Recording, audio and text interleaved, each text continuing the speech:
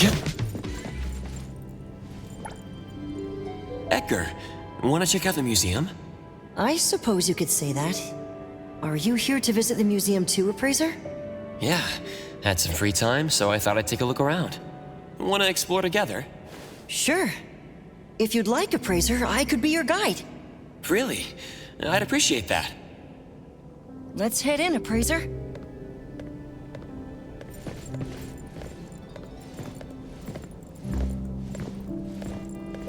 The golden one in the middle is a statue of Giovanni.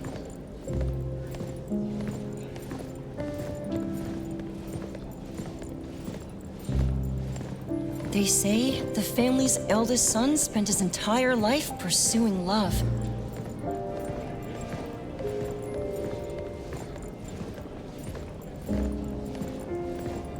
This statue really does capture that side of him.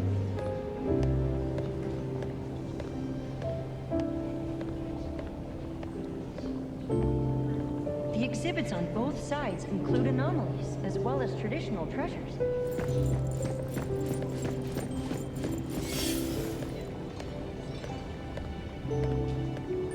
Let's start from here.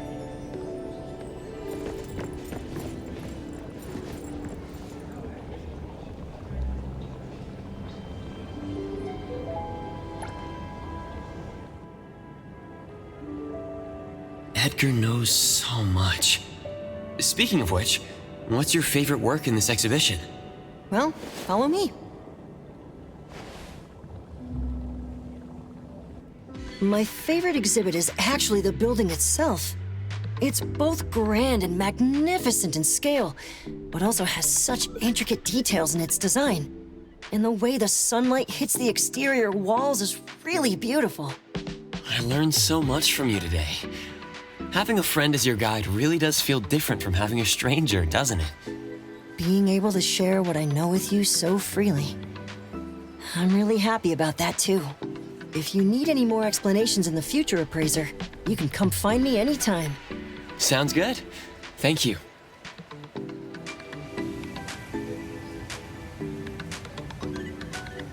Oh, so that's how you apply hair care treatment. I was doing it all wrong.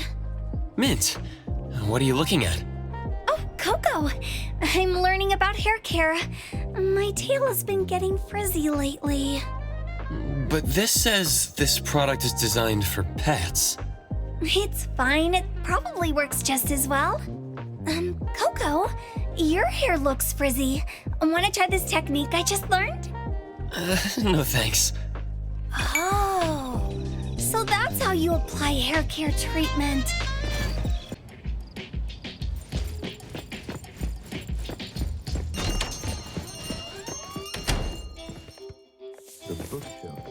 Morning, Appraiser!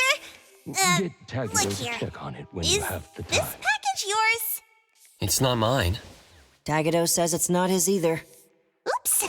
We made fun of Tagido for nothing! Not his, not mine, not Sakiri's, not Adler's. Whose is this? It's taking up a lot of space. Some new antique? I don't think it's part of Hotori's collection. Huh? Wait, what's going on? About half an hour ago, when I returned to the shop, I saw a courier making a delivery. The package wasn't addressed to any person, just a bone antique shop. I saw that she was in a hurry, so I simply gave my signature for the package. I may have made a mistake. Maybe Kiromaru learned how to shop online? Wait, check this out on Bagel. Oh, what is it? Let me see! Mysterious puppets and hetero. Performance art or terrible omen? Wait, doesn't this look just like the one in our shop? Are they from the same collection? What's going on? Seems that similar puppets appeared overnight in populated areas throughout Hetero. There are 5 of them so far. At first, people thought it was Giovanni's doing, some kind of puppet-themed art exhibition organized by the Dvorak's or something like that. Others thought it was a promotional event for Miss Ellie's puppet project 1,000 Faces, which has been trending. Until someone claimed it was the work of an anomaly that drains life out of humans to make puppets. That's when people started to take it seriously. OP claimed that one of his relatives was a victim, and if the anomaly isn't handled soon, Hetero will become a city of puppets. Is it really that bad? Anyway, people are afraid they'll be the next target, and more have been claiming that a certain puppet is someone they know, or even sharing close encounters with the anomaly. BAC has stepped in and urged citizens to exercise judgment, refrain from spreading rumors, and share relevant information to help the investigation. So, one our shop received is the 6th puppet? Wait, was the puppet still human not long ago? Maybe it's better to get JTF involved. I'll contact the Bureau. Can't even chill this morning. Not all of us can skip beauty sleep and still be beautiful like that woman. My apologies. It's not your fault, it's someone else. Forget it. So who brought this thing? Take it away, dump it, I don't care. Don't let it mess with the shop's feng shui. We got you covered, boss. JTF will be right here. I don't see you getting excited about bringing customers over, and you're bringing JTF to the shop? You kids better not have stirred up trouble again. Here's what happened. In any case, we'd like you to come to BAC to assist with our investigation. We'll have to leave the shop for a while. What do you think, Hotori? Well, the business of the BAC matters more than ours, so we'll comply. But the BAC will compensate for missed working hours for Precious, Daff, and me. Why am I included? Of course. The BAC will provide reasonable compensation for losses incurred from taking up your time. Boss, I want to come along too. There are no Misties to catch today. The shop isn't closing for the day. Someone needs to handle things until Adler gets back with groceries. Don't blow up the place while I'm gone. All right, you can count on us. Let's get ready to head out. The sooner we leave, the sooner we're back for my nap. Why are you coming along? Alphard woke me up this morning and invited me for a little chat. I thought it was about a Bisu. The director's tea is going to taste even more bitter.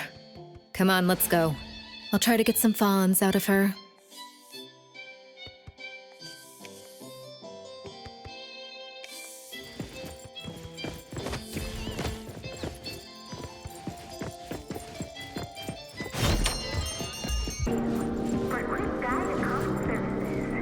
Greetings, everyone from A-Bone. ETD-6 is taking over this case. I'll introduce you to the operation lead in a moment. If Nellie's handling the introductions personally, this must be quite the complicated case. Since there's already online unrest, we decided to assign a team specializing in anomaly crimes and meme anomalies. Anomaly crimes? Those refer to human criminal incidents that involve the exploitation of anomaly characteristics, or espers. So the Bureau suspects that this isn't the work of anomalies alone. There are more and more divisions in the Enforcement Tactical Division nowadays. The puppet from A-Bone has been transferred to TempCon. Please follow me.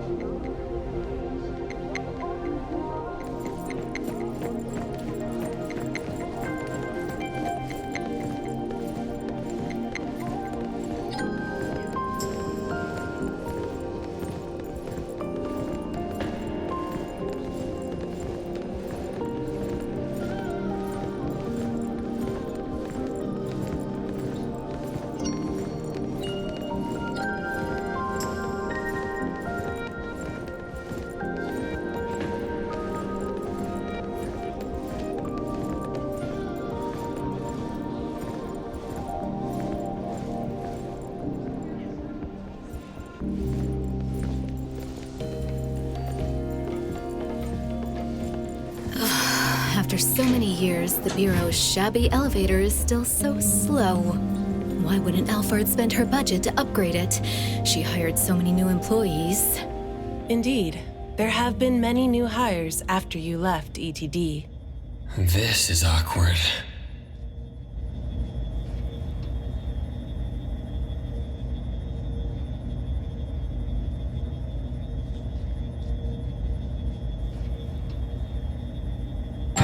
Precious, Daff. See you later. Aren't you coming? I'd love to hang around and meet teams I've never seen before, but my dear Director Alphard needs me for some grown-up discussions. Is it about Abisu? Should I go with you? Our Precious wants to feel the cool AC and expensive sofa, as well as the endless lectures from the director. She only asked for me, but I'm sure she wouldn't mind another one, especially one who's such a good kid. You mean I don't have to go with you? Don't worry. The containment level needs your expertise more. Next time there's a chance, I still won't drag you along to suffer. When you're done with your work, just head back. Don't wait for me. I just hope today's parent-teacher conference doesn't set a new record for length.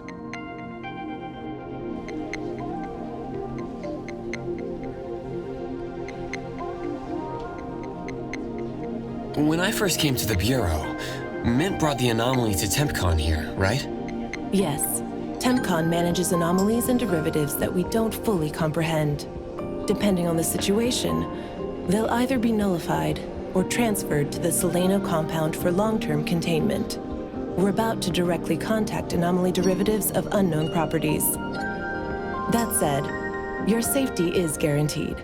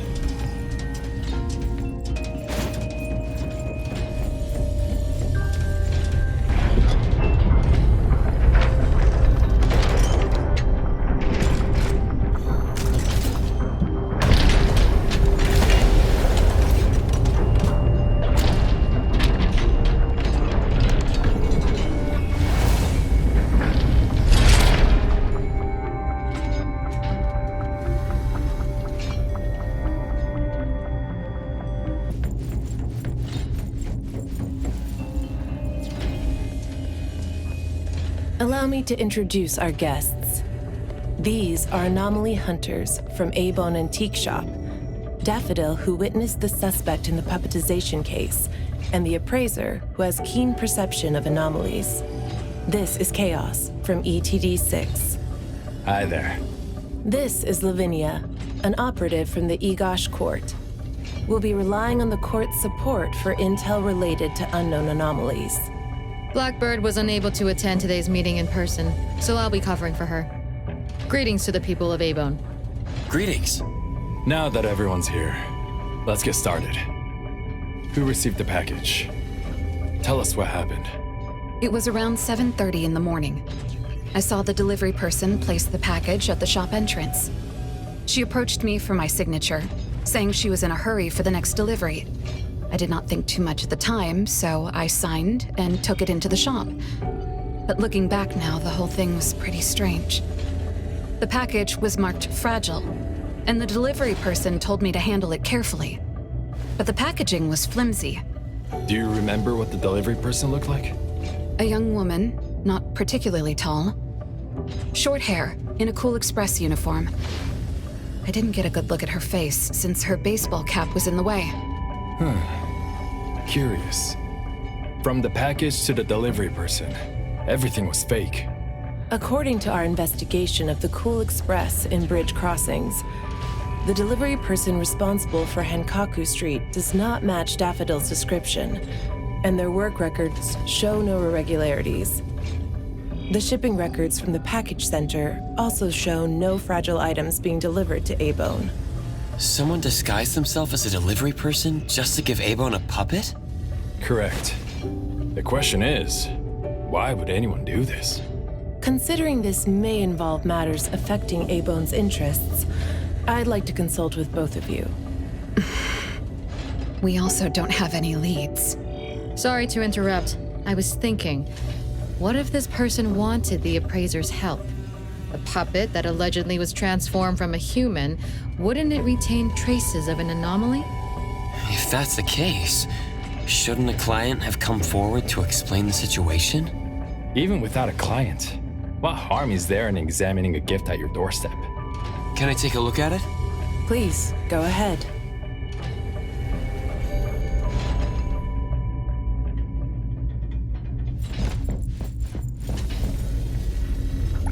A puppet of a teenage boy who seems energetic.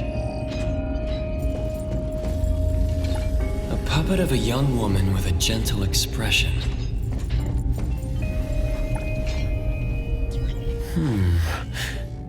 The cards in the pocket. The anomaly's aura seems to be coming from these cards. Bella. The red letters are names. And the number 0? All 6 puppets have a similar aura. It should be from the same anomaly, or the same type of anomaly, but it's very faint. I think the puppets should be ordinary puppets. They were simply in proximity to an anomaly. But the black cards in the puppet's clothes. The cards are the derivatives, aren't they? Very likely. So people being attacked and turned into puppets by anomalies is just a rumor. Pretty much what I expected. Who would spread rumors on Bagel to cause panic? Could it be the same person who delivered the puppet to A-Bone?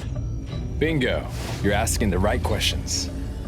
My investigation shows that someone hacked a bunch of Bagel accounts and started rumors about people being turned into puppets by anomalies. This is starting to affect the citizens of Hatharo. Take me, for example. I have a neighbor who never misses her daily dog walks, rain or shine, but she's scared of getting caught by the anomaly and began to ask me to run errands. Who's ever out there watching and laughing at us right now, feel free to pop champagne. In any case, we can conclude that someone is spreading rumors. But I'm afraid clearing this up won't be easy. We can only explain the truth to the public after we contain or nullify this anomaly. And only then can we completely quell the rumors and eliminate their harmful effects. We have 2 important leads. First, the puppet was delivered to A-Bone by a fake delivery person. However, neither of you know anything about her, so we'll have to set that aside. At least we're on the right track. The second lead is that the anomaly can write.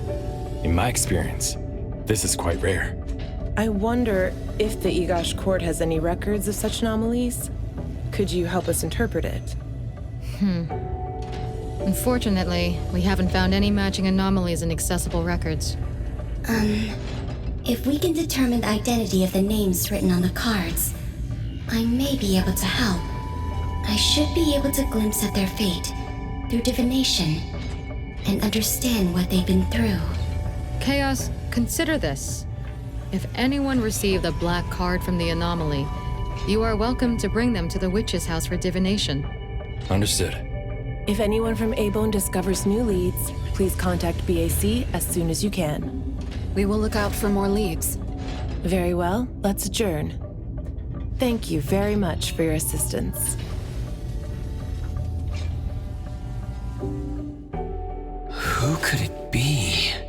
If only I paid more attention to the delivery person. Daffodil, you couldn't have expected this to happen. A-Bone's safety is my responsibility. This time, I left my guard down. Still, it's good to know that no one was actually turned into a puppet. Looks like Hattori isn't finished yet. Appraiser, if you're tired, you should head back. Let me handle the rest.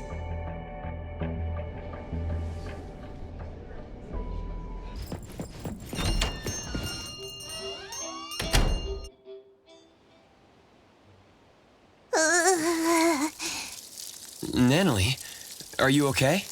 One last spot. Alright. Natalie's special training of watering flowers and horse dance complete. Watering flowers in horse dance?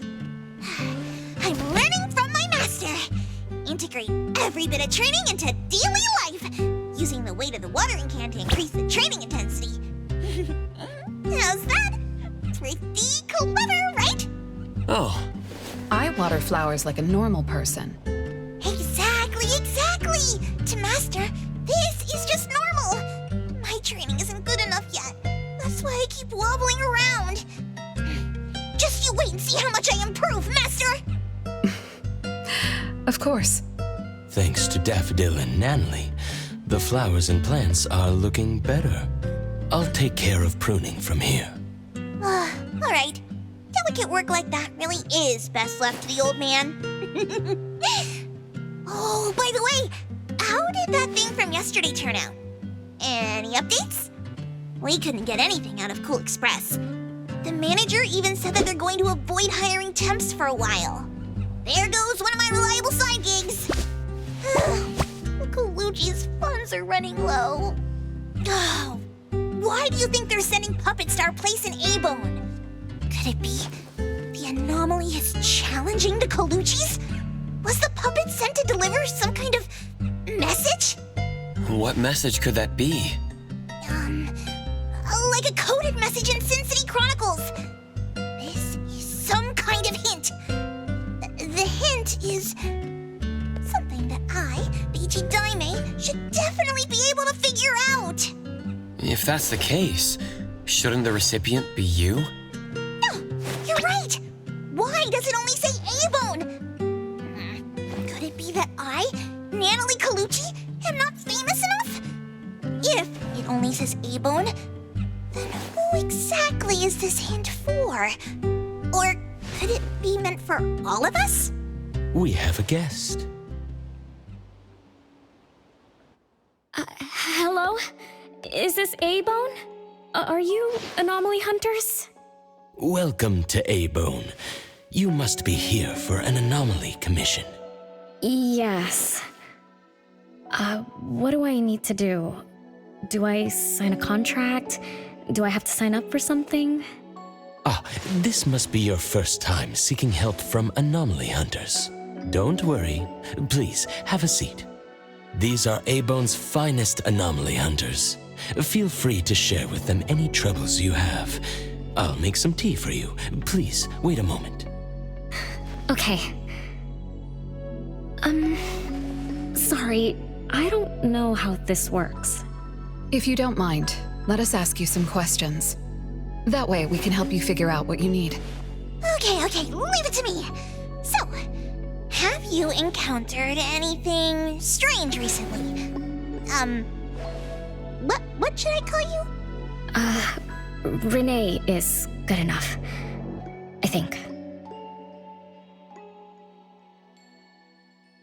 Alright, Renee. What do you do for work? How's your day today? Did something weird suddenly mess up your routine? I'm a taxi driver. I start at 8 a.m. and finish at 8 p.m. For lunch, I grab something quick from a convenience store. After work, I go to Food First for a set meal. The weird thing is, for the past few days, every night at exactly 9 p.m., this strange guy in a cloak shows up and attacks me. Though he looks scary and hits me pretty hard, when his attacks land, I don't feel a thing. I just cover my head and let him attack me for about 10 minutes. Then he leaves. Well, I think he leaves.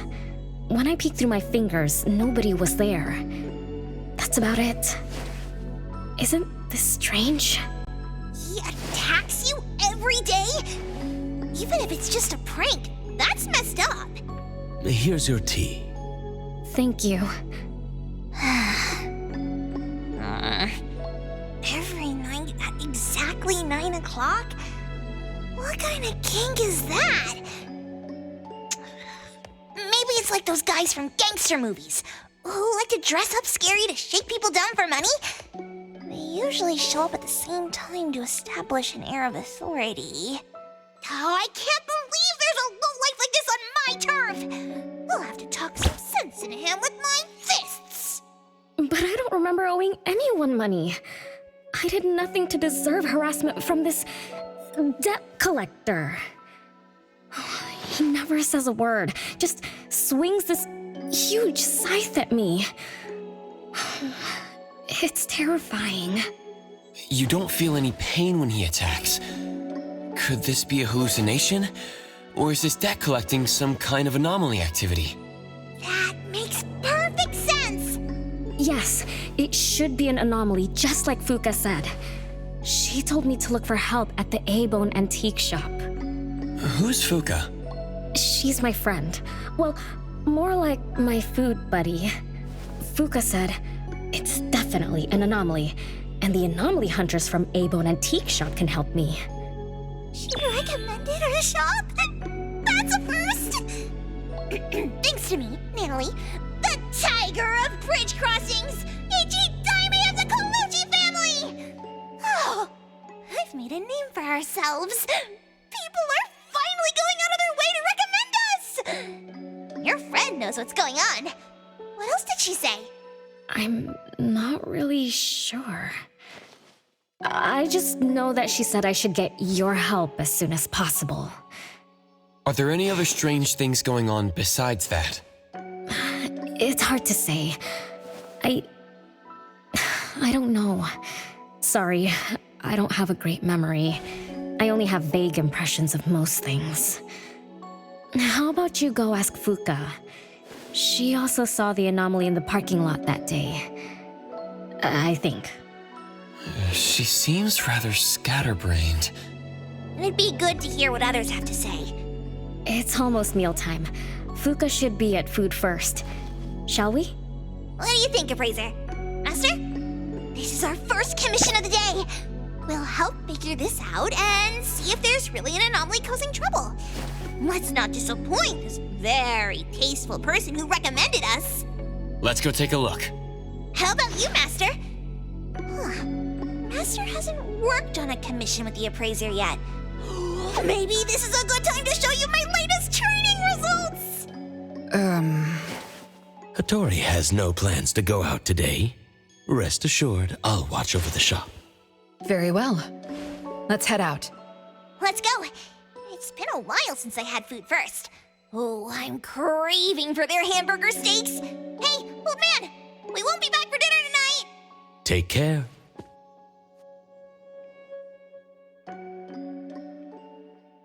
One of these books is an anomaly. You can tell by touching the book spines. These antiques have traveled far and wide, though they've yet to meet the right collector. Their bond with A-Bones should still be cherished. We need to store these anomaly antiques more carefully in the future to prevent customers and children from accidentally getting hurt.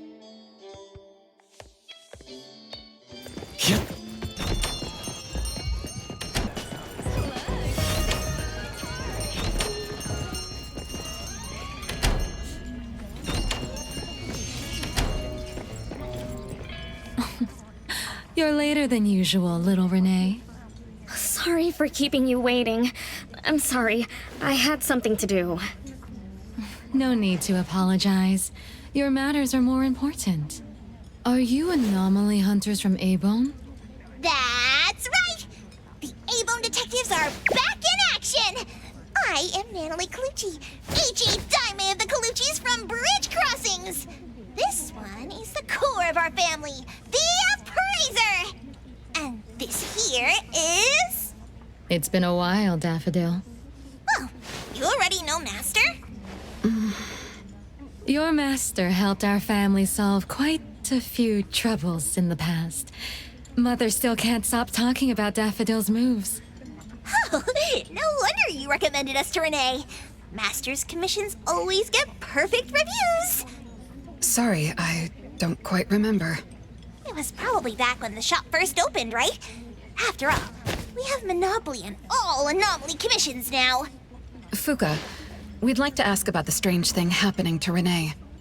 Can you tell us about it? Of course. Let's sit down and talk.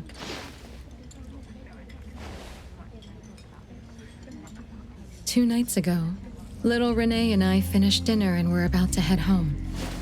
She offered to give me a ride, so we walked to the parking lot together. That's when we encountered this cloaked person. Cloaked person? Didn't little Renee tell you about it? The anomaly she saw was a strange figure that looked like someone wearing a cloak. Oh, did I really say that? You little scatterbrain, forgetting what you said again. I'm sorry. No need to apologize. But to be honest, I don't know what this so-called cloaked person actually looks like. You don't know? Weren't you there? I was. Renee was walking me to her car, but halfway there, she suddenly crouched down, trembling all over, looking panicked like she was hiding from someone. I asked her what was wrong, but she couldn't answer. She just kept muttering things like, "Don't hit me." Nobody else was around, let alone anyone hitting her. So you didn't actually see the anomaly attack Renee? I did see her curled up on the ground, but I definitely didn't see the cloaked person she described. After about 10 minutes, the kiddo just stood up and asked me to follow her to the car, acting like nothing had happened. Isn't that strange? Are you sure this isn't some hallucination? Like, maybe she ate some weird shroom at dinner or something? I thought she was hallucinating at first, but on the way home, she told me that this weird thing happens every night at 9 p.m. It didn't sound like she was lying. Not a hallucination, only she can see it. Harasses her every night at the same time. With something this bizarre, it's gotta be an anomaly causing trouble. So, any leads yet? Hunters from Maybone? I see. Can I ask one more question? Of course, Daffodil. When Renee was clearly unwell, why didn't you contact a doctor? That's right.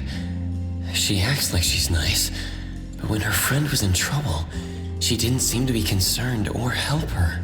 Well, I was worried something might be wrong with her, so I told her to go to the hospital. But the girl insisted she was fine. So I just let her be. You also suggested that she should seek help from A-Bone. That's because I later realized Renee must have gotten herself into trouble with some anomaly. So I thought of you. Wouldn't it be better if you experts helped her instead of having an amateur like me mess around? Daffodil, you may be thorough, but you always get obsessed with details. Same old habits. I'm the one who told Fuka that I was okay. Really, I'm fine. It didn't hurt at all. It's just that the anomaly was scary. Thanks to Fuka for explaining everything that happened. I'm not so good at that. I feel like I don't really know what's going on. We've been talking for so long, we almost skipped dinner. I'll buy everyone food tonight. Take a look at the menu. What do you want, Fuka? Same as usual. Spicy chicken cutlet curry rice. I'll have the same. I don't know about the other stuff at this place, but I like the spicy chicken rice, since it doesn't have those gross green peas. What about you, Nenali and Appraiser? Go ahead and order something you like. We'll gladly take the offer.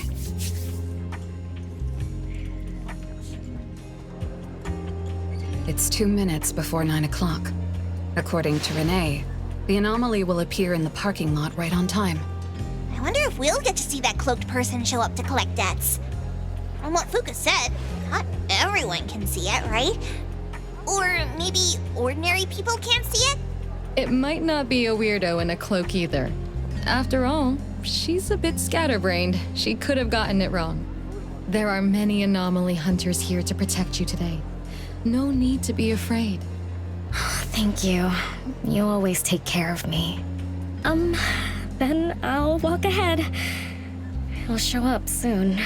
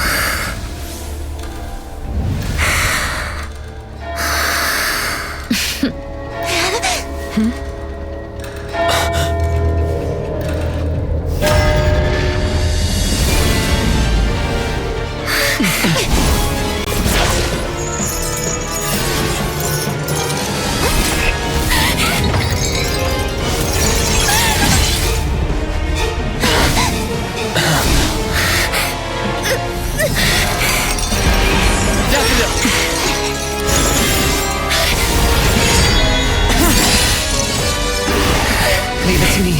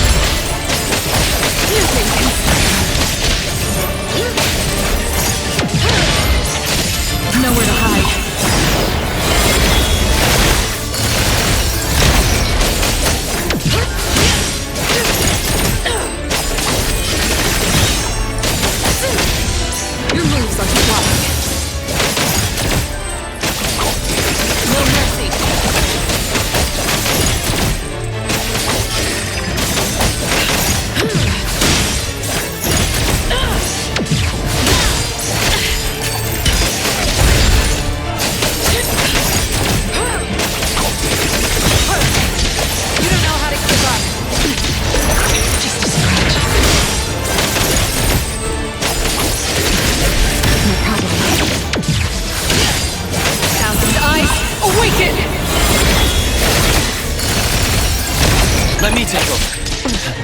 To fight like heroes.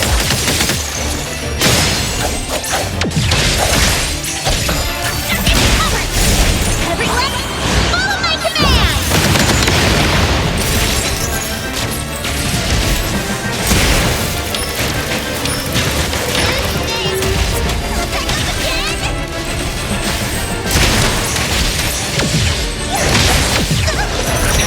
Can't touch this! Just warming up!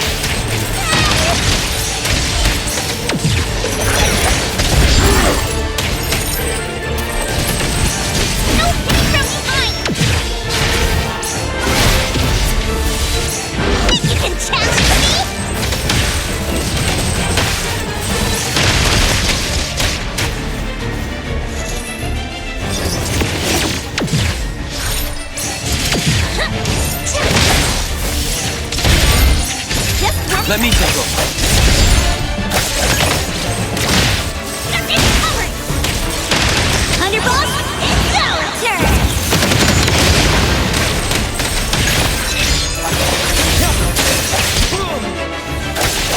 Fate splinter and fracture!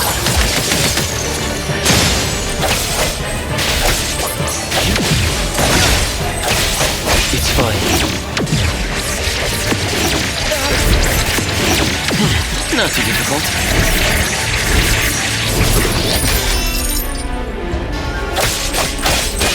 Here I am.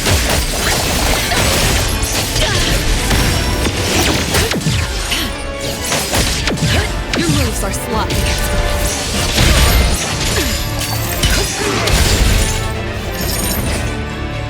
What you see is an illusion.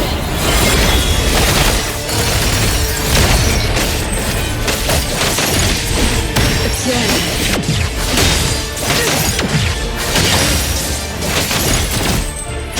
Let me take it.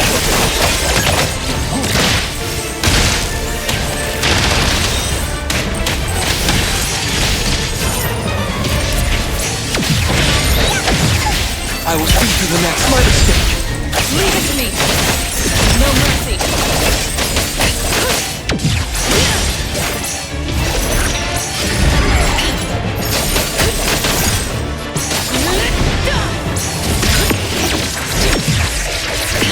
You don't know how to give up.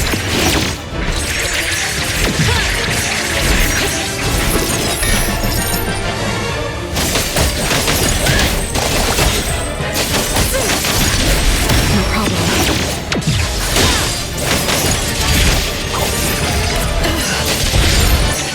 Let me take over. Walk the timing, defy it. Saishiro!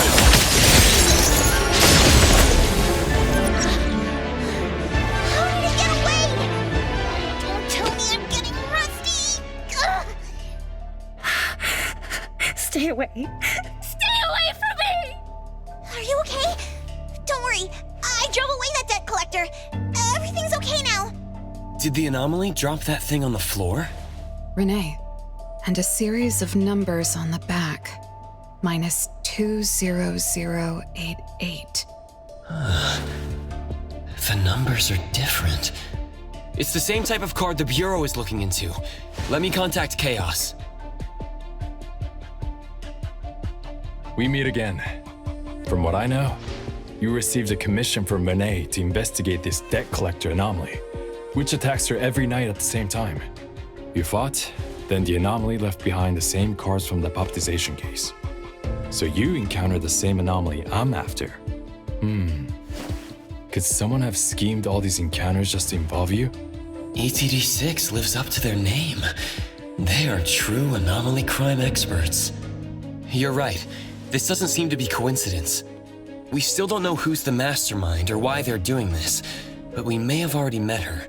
Fuka, the friend who recommended us to Renee. Wait, she was here just a moment ago. She's already gone. What did she say?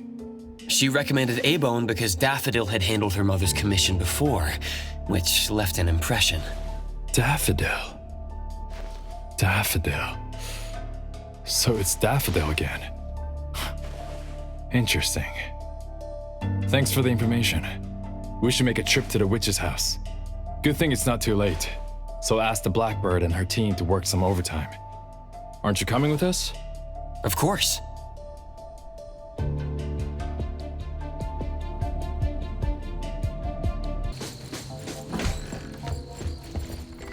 Greetings. Welcome to the witch's house. Hello. Sorry for disturbing you this late. Good evening. This young lady was attacked by the puppetization anomaly tonight. Huh? Wait, what anomaly? The one that turns people into puppets? So, those people really were... Well, we aren't certain at this moment. In any case, could you please share the entire incident with us? Oh, I'll tell you. Renee came to our shop because she wanted us to deal with some weird thing that appears every night at 9 o'clock to attack her. We were escorting Renee to the parking lot of Food First, And at exactly 9 o'clock, there was a poof! And a wild debt collector appeared! We don't know its real name. Natalie has been calling it the debt collector. That's right. It was swinging a huge scythe at Renee. I don't know if my eyes were playing tricks, but the scythe went through Renee's body. I was worried. I think I saw that too. Luckily, the appraiser blocked its weapon. Then they started going at it, trading blows and stuff. But the fight didn't last long. Oh, I was just getting started when he ran off. Do any of you remember how long the fight lasted? 10 minutes sharp. And afterwards, did you discover that the anomaly left the same kind of card for Renee? We did. Appearing on time, disappearing on schedule, and leaving similar cards for the victims. This debt collector might be a type of rule-based anomaly. Rule-based anomalies usually follow predictable patterns. They also have a complete set of rules in their domains. For example, if any of you were to enter the anomalous realm it creates, you wouldn't be able to get out easily. Instead, you'd have to follow its rules. Some rule-based anomalies symbolize rules themselves. You can think of them as the manifestation of rules. Others have some kind of goal. In such cases, nullification is extremely difficult, and conventional containment methods have proved ineffective. No wonder it got away. Is Abisu's security anomaly also a rule-based one? Nantani is its name, right? It is. So, the key is to understand the rules and master them before we can nullify or use them to our advantage. And someone beat us to it. Figured out the debt collector's rules, set up the whole thing. The next questions are, why target Renee? And what do the numbers on Renee's card mean? Why is the message left for Renee different from the others? Another annoying puzzle. If only Nietzsche were here. I could do a divination for Renee. Maybe we can find something. That's a surprise. I've never had a divination before. Is there anything I need to do? Just relax and close your eyes now. Oh, lost child of fate. Your tomorrow is trapped in blankness. Wait, what? What trap? What blankness? I thought divination is about tomorrow being lucky or a sunny day. Oh, your fate is rather unusual. I'm afraid I can't give you further interpretations. But I once performed a divination for another woman with the same result. You might share similar fates. Her name was Dolores, head of the Constantine family. She was tired of her life, saying she was never truly alive. Yesterday, today, tomorrow, each day was equally empty and void of meaning. I think that was because she lived for far too long. Uh-huh. She lived for a very, very long time? They say that Lady Dolores is an immortal with eternal youth, that she made a deal with the devil for unlimited lifespan at a huge price. However, eternal life can be a curse, and the Constantine family met their demise decades ago. That was when most people didn't know about anomalies. People simply believed in curses. From what we know now, she was either a long-lived Esper, or she made a contract with an anomaly. Lady Dolores told me that she is one without heart, which is the truth about the curse of immortality. No heart, no bonds, no attachments. Alone, her memories of the past grew dim through the years. Neither does she pay attention to anything happening around her. All she had was a numb void, but she still yearned for lasting companionship and loyalty. So she sought divination from me to find a way to change things. Perhaps because her future extended indefinitely, with no end in sight. All I could see was blankness. Were you able to help her make a change? If I remember correctly, I told her, if you want something, you must first give. I'm not sure if this helped her, but I remember her face when she left. She seemed more at ease. Both that lady's divination and mine resulted in blankness. Maybe that advice applies to me too? It's just a reference. You could see it as a fun story. It's enlightening, but it doesn't help much with the issue at hand.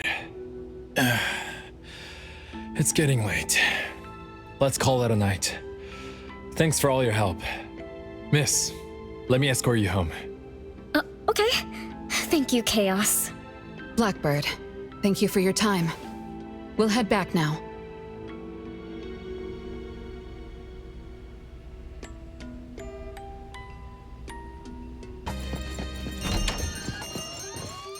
Whoa! It's already so late! Today was a lot of work without a lot of results, huh? A rule-based anomaly, weird messages on a card, then some story from way back. There seem to be a lot of clues, but there isn't a way to connect them together. They must be related. What could be the missing link? Let's call it a night. It's getting late. You two should get some rest. Oh, man. After running around so much today, getting home, relaxing for a bit, and now that Master mentions it, ugh, sleepiness just hits you like a truck. Good night, Master. Good night, Appraiser. Good night, everyone. I apologize, but bedtime is going to have to wait. Is there an emergency? The debt collector left me another message. I found this in Renee's mailbox. Isn't this the card from last night? An anomaly is back again? Appraiser, take a look at this. Renee's name and an address? It looks like an ordinary card. Did someone try to copy the card's style? They need to have seen the original to make such a convincing copy.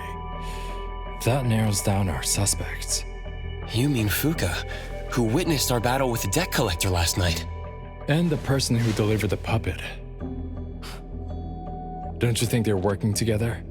They sent Renee a formal invitation and are waiting for us at the old Constantine family estate.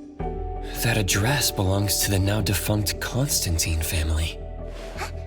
Renee, are you somehow connected to the Constantine family? I knew last night's story was different. I don't know. I don't remember. I'm just a taxi driver who's always been alone. How could I be connected to some strange family? Oh, I'm sorry. I'm not helping. All right. We just have to find someone who has an answer. Let's go. Wait, don't go yet. This is Ebon's commission. Daffodil must come along. Others can join us too. I don't have stupid rules about not getting others involved. Master, the Appraiser, and Natalie Colucci. The mystery of the debt collector is about to be revealed!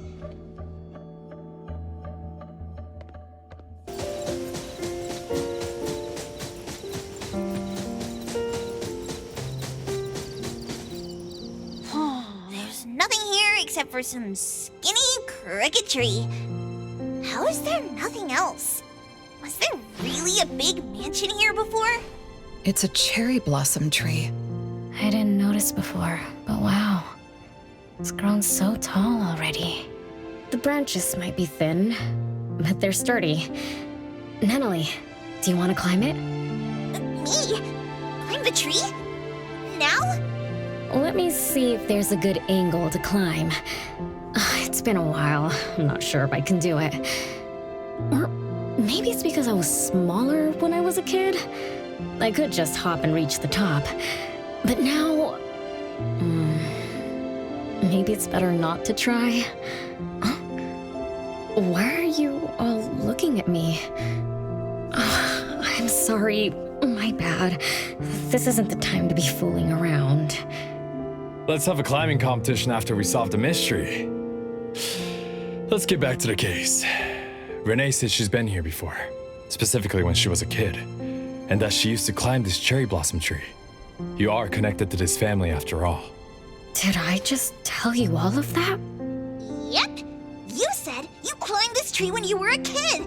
When you were a kid. Back then, I climbed all the way to the top of the tree, wanting to pick the prettiest cherry blossom for my sister. But it was so tall, and I was too scared to climb down the same way. Luckily, someone caught me. Huh? Was it my sister? Or Mom?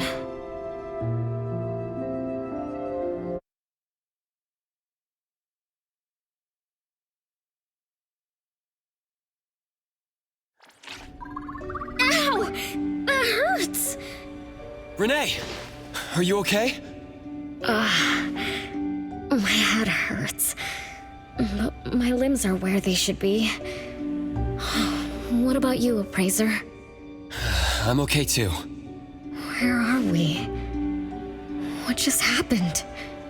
I'm not sure, but it looks like we're in an anomalous realm. You remembered climbing the cherry blossom tree as a child. Then we got pulled in. Nanalie and the others aren't here. We might be separated. This is my fault.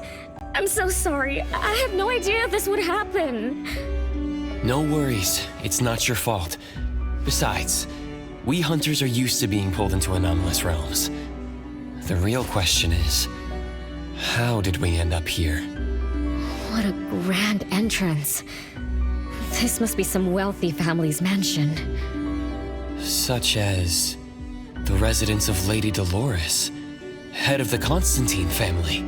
Have we traveled to the past? Not necessarily.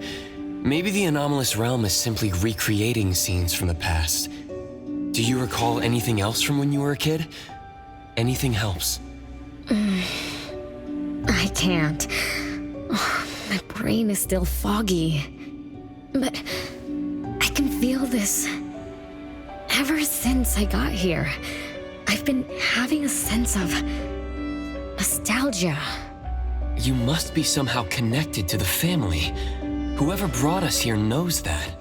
But didn't the Constantines disappear decades ago? That doesn't match up with my age. You're right. What you just remembered was from when you were little. If you can remember more, maybe we can get closer to the truth. I'll do my best. But how do I do that? Let's look around.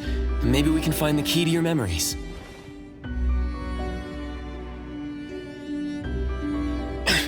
Strange. It won't budge. I'm feeling rather shut out. Is this really a door?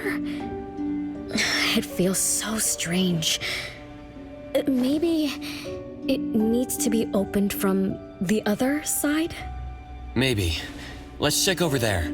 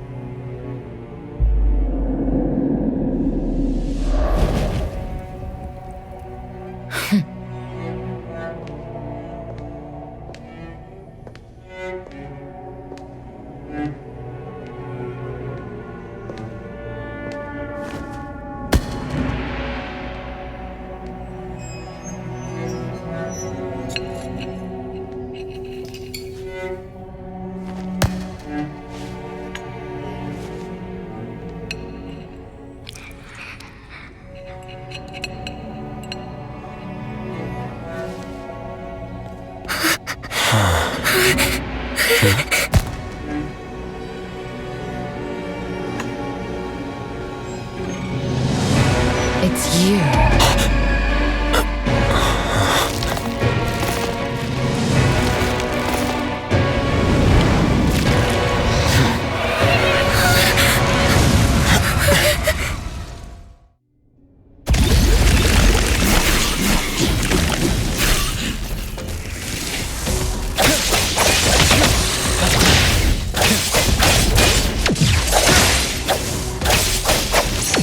Feeling good.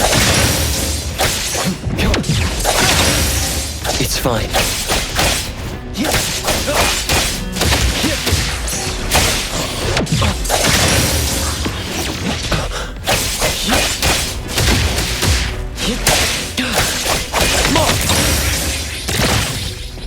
What was that just now? Something from the past? A family sitting around the table getting ready for a meal. Is this space replaying events from the past?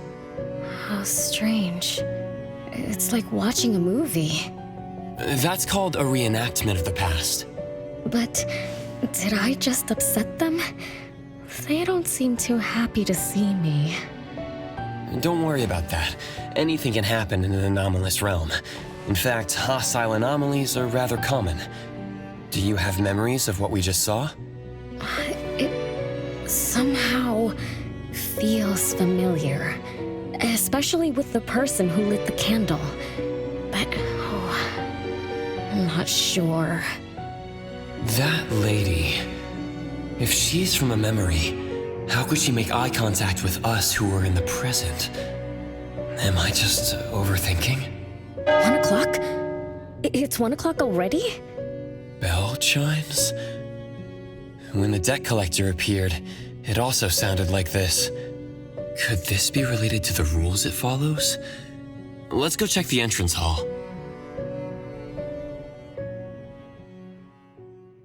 Oh, impressive! Classy! Great taste. That's how big families do it. If only the base of the Kalujis were as fancy as this. Well, we could definitely do without the curse. Do you think Renee and the appraiser already went ahead of us? Let's go in to investigate. It's best if we regroup as soon as possible. Whoa! This door is so ancient! It's not going to fall apart if I push it, right? An old, ruined mansion that suddenly appeared, long neglected and unmaintained. Could this be how the Constantine family mansion looks now? The desolation we just saw could be an illusion to hide this place. That makes sense. And then Renee dispelled the illusion. She must be part of this family. In other words, the master of the family returns. An old mansion abandoned for decades. I better be careful. I won't be able to pay for damages if I break anything historical. Yeah, we're inside an anomalous realm. Be careful. Alright then, let's be gentle.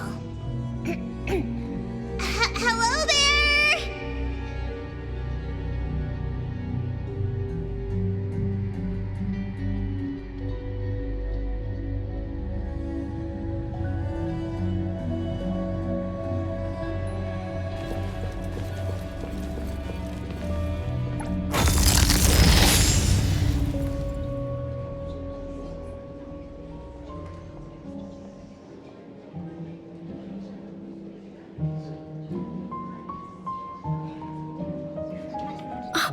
It's that lady from before. Excuse me. Sorry. Wait a minute. Were you talking to me? She just walked away without responding. I'm so confused. We can talk to people from the past? It's like an interactive movie. No, wait. It's more like a stage play. Maybe we're also on the stage. Are we the audience? Or are we unwitting participants? Let's just say we're on the right track. You could try talking to the one who just lit the candle. Ask about how things are going. That lady. Oh, there she is. We'll have to squeeze through the crowd. It's going to be tough. Why are there so many people here? Are they having a banquet, salon, or something like that? Before I talk to that lady, should we talk to the other guests first? We can figure out what's going on in this mansion. That's a lot of people, though. When I drive a taxi, I don't need to speak to more than 2 or 3 passengers. No need to push yourself. Want me to handle this instead? Appraiser, You've done a lot for me. I have to step up. Besides, this is the first time I want to figure things out. These are probably things I never should have forgotten.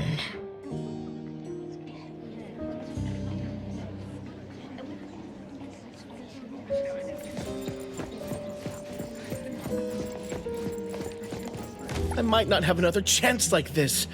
I better make the most of this. We need to seize this last chance to butter up the lady. Maybe she might even invite you as a guest in the future. Oh, don't even think about it. Look at all these people. Everyone is trying hard to impress her.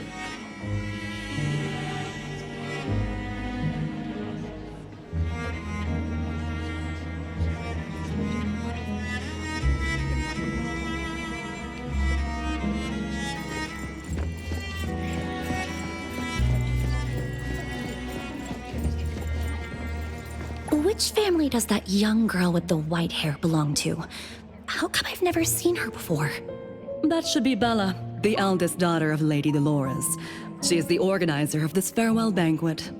Her daughter is already that grown up? She doesn't look that much older than her daughter. Shh, keep it down. You know that woman is cursed. What a shame. I was hoping to introduce my brother to Bella.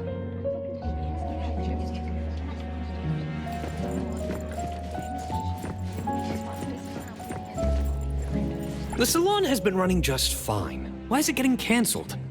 Apparently, the lady wants to focus on family affairs, so she's withdrawing from the social circles of the nobility. Such a shame. Dolores has an amazing chef and the finest wine I have ever had the honor to taste. Dolores is also the most gracious hostess. Always generous when she lends out money.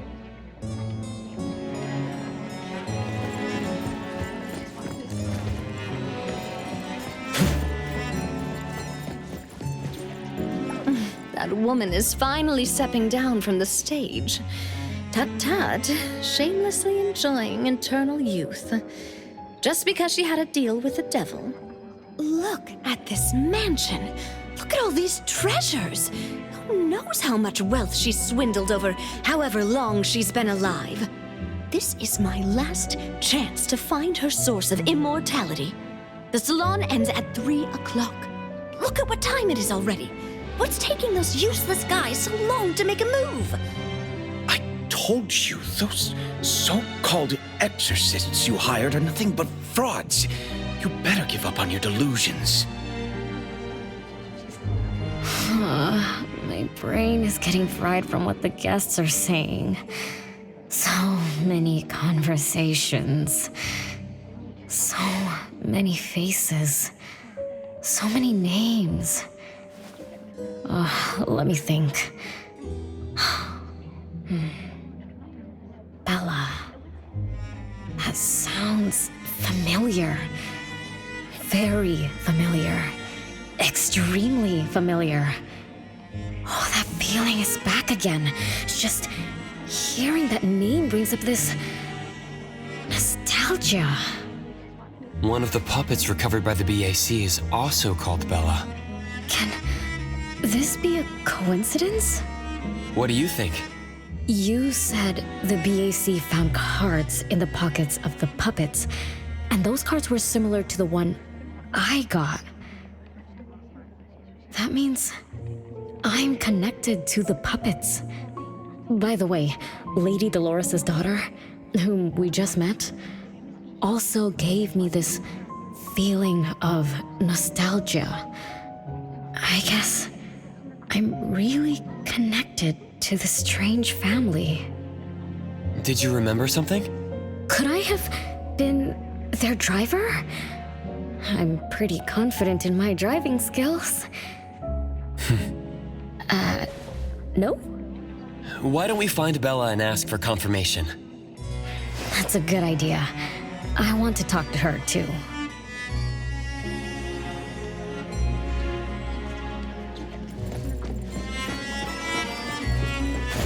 Come on. Renee, this isn't a place for kids. Bella? You know me? Child, your older sister. Remember, you should address me in a formal manner. I can't believe I have to tell you this. Mother has indeed spoiled you. Sister? My big sis?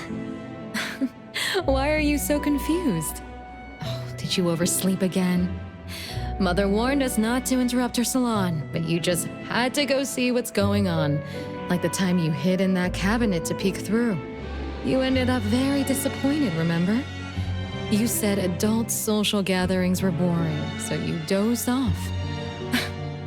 You fell asleep in that cramped cabinet. When you woke up, you were so groggy that you forgot where you were and what you were doing. And then And then you woke up, but someone had shut the cabinet door, leaving you in a dark, cramped space. You snapped and started to cry. Desperate to escape, you threw yourself against the cabinet door. That day, every guest witnessed the extraordinary commotion you caused. You completely ruined Mother's salon. I didn't mean to, big sis. Is that so? Do you really think I'm your sister? Huh? Big sis? But aren't you? No, Renee. I'm just a shadow bound to this place, destined to meet you. Though you might have forgotten or abandoned us, we've been waiting for you all this time. We've been waiting to relive these moments with you. So, I really am part of the Constantine family? I'm her daughter? Looks like that poor brain of yours still remembers something. If you didn't even know your own mother, how sad would it be for those who love you? Where are they? Mom and the others. Are they still home? My dear sister, this is the Constantine mansion trapped in the past. Everything that happened here, everything about us, reenacts over and over again at this place. Come on, Renee. To return to the past, you must reclaim the choices of your past, including all your mistakes. If you're not Renee's older sister, then who are you? Shouldn't you ask her why I appear as Bella? The answer has always been in her heart. I don't understand. Wait, sister! It's all right if you don't understand now. I've been waiting for you for so long. I don't mind waiting a little longer. Bella. I think I'm starting to remember. She was the sister who caught me when I fell from the tree. She's been here all along, waiting for me to come home. And why is the puppet also called Bella? I don't think the Bella we met is a real person. Remember how this is an anomalous realm? So she's my sister from the past. Though, I don't understand everything she said. That's what she meant, right? Then, I really am part of this family. Didn't this family disappear over 50 years ago? How could I... How about we ask Lady Dolores? My mom?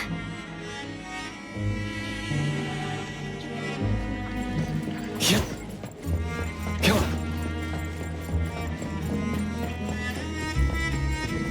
Hello, can I pass through? Excuse me, coming through.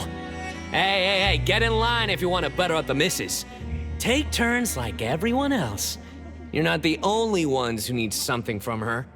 Dolores is far too kind to you commoners who are uncultured bumpkins with no etiquette. Do I need to remind you about what first come, first served means? I don't think we can squeeze through. These guests aren't very friendly. There was one bell chime when we came in. The salon started at 1 o'clock. If this scene closely follows how it played out in the past, they should leave as soon as the salon ends. We should be able to approach Lady Dolores then. Oh, good point. Thanks for coming up with a plan. I couldn't have done this alone. When does the salon end again? It should end at 3 o'clock. So we wait until the clock chimes 3 times.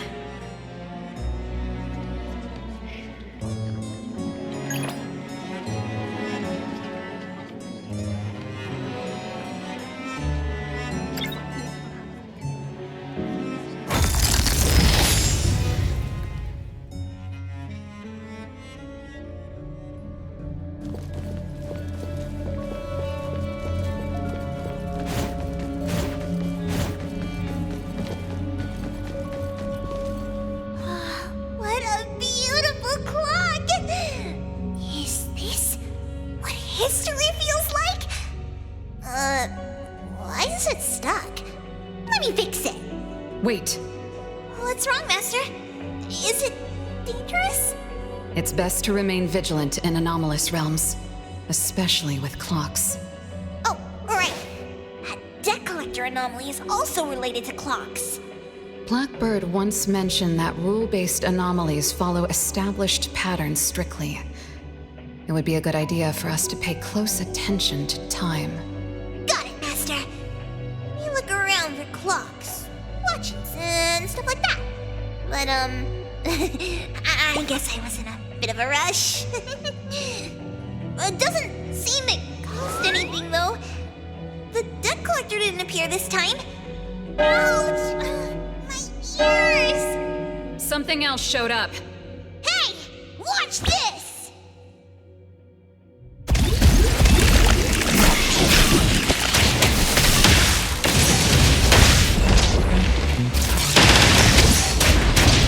Just a tickle.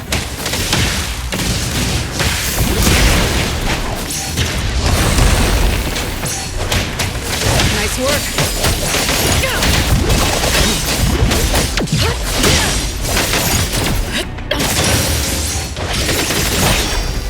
I'm gonna show you how.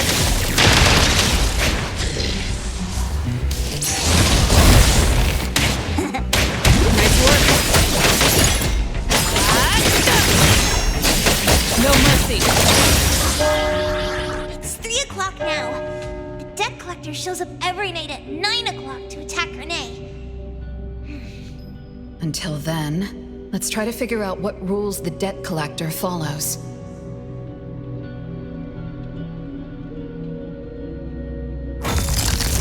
Oh, it's 3 o'clock already. As you expected, all of Lady Dolores' guests have left. Whew, I'm going to see Lady Dolores now. Take it easy. Don't be so nervous. I'm here with you. Okay, deep breaths. Deep breaths.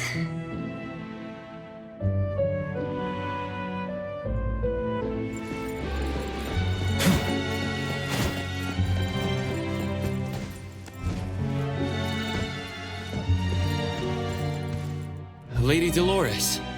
Renee, my dearest little daughter, come here to Mama. No need to hide anymore. The troublesome people are all gone now. Mom? Are you angry with me? I was too naughty. I hope I didn't interrupt your salon. Angry? How could I be? I just didn't want you to see those people too early. To witness the greed, foolishness, and ugliness of those who long for so-called immortality. Are you talking about the people who were just around you? My little petal, they must have frightened you. I promise nothing like this will ever happen again. This pathetic charade will soon be over. Mom, you've always hated the salons? Feelings of love or hate didn't matter at first. I simply had to run the salons. I had to use these connections to reverse the decline of the Constantine family. Besides, I don't even remember all the little things. But even though my goal was fulfilled long ago, these salons kept going, one after another. Perhaps they weren't the only greedy ones. I was too. I was too young and too foolish. I mistakenly thought gathering them under this roof could bring me some comfort. However, they were nothing but a bunch who envied the family's reputation, coveted the wealth in this mansion, and lusted for so-called eternity. After a while, I came to see them as nothing more than greedy beasts, scrambling for scraps and pandering jesters making fools of themselves. I guess they sufficed as entertainment. I don't get it. It's okay if you don't understand. Mother promises that you, my little petal, will never need to understand this. These troubles will never bother you again. Mom, are you not hosting salons anymore?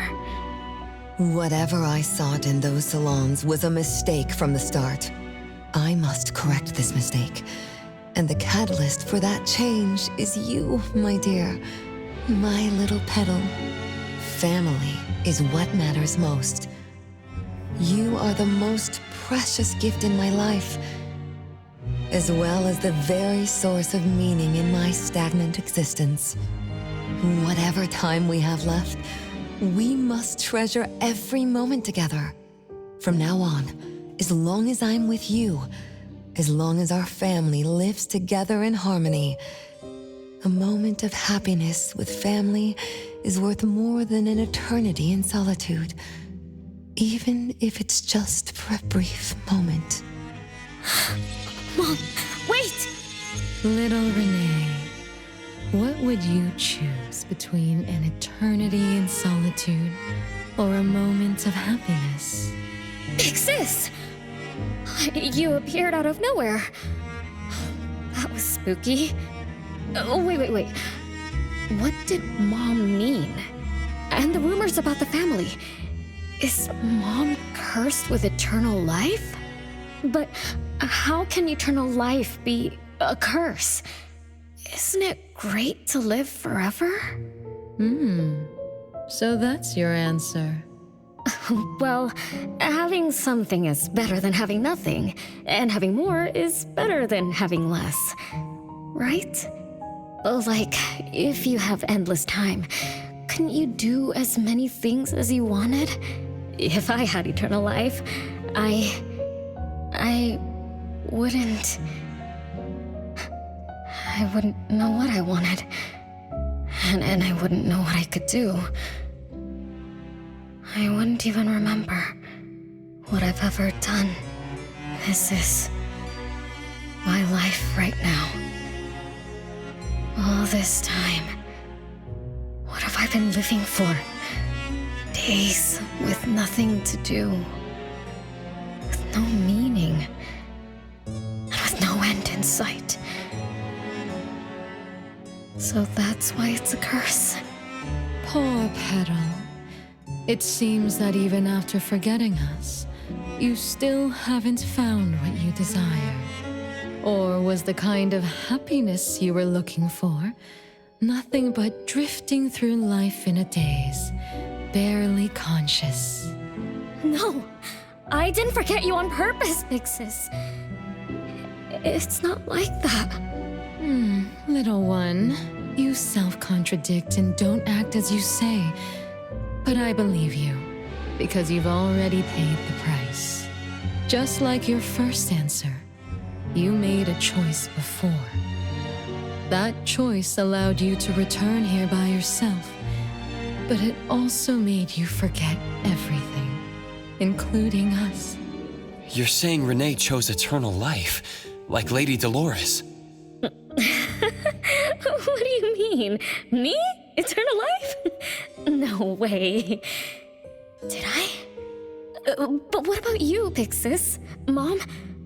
Are you all alive? At least you weren't made into puppets. Thank goodness. Renee, you basically forgot everything about us. Mother, the one who gave us life, loved you so much. She used a picture of you as her bookmark. When she read before bedtime, her gaze would always drift toward your smiling face. Every little thing about you, your quirks, your habits, your childish nonsense, she remembered it all. You were the only one she had in her eyes and in her heart, as if the rest of us didn't even exist. And we are the same way too. Mother, Elliot, Teresa, everyone is waiting for you. Won't you come see them? Mom? And the other siblings? Everyone's waiting for me? The cherry tree Mother planted in the courtyard is bathing in sunlight and in full bloom. Time has come to a standstill, and moments of happiness plays over and over again.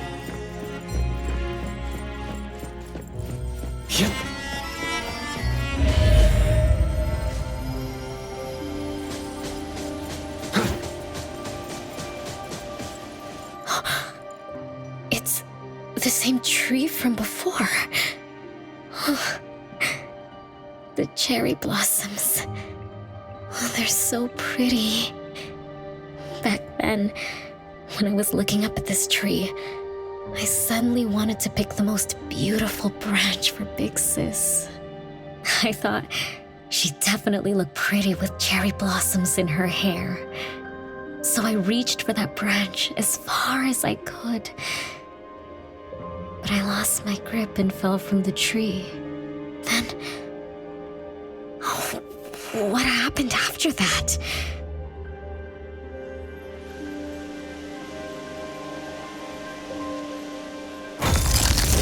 This is the crooked tree we saw when we first got here. The flowers have withered. Just like the fate of the Dolores family. Be careful. Looks like we're not the only ones here for the flowers.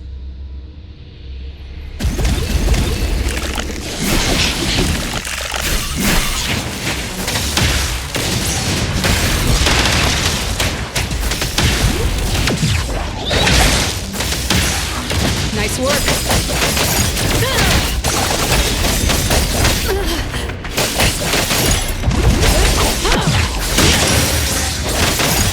I'm gonna show you how it's done.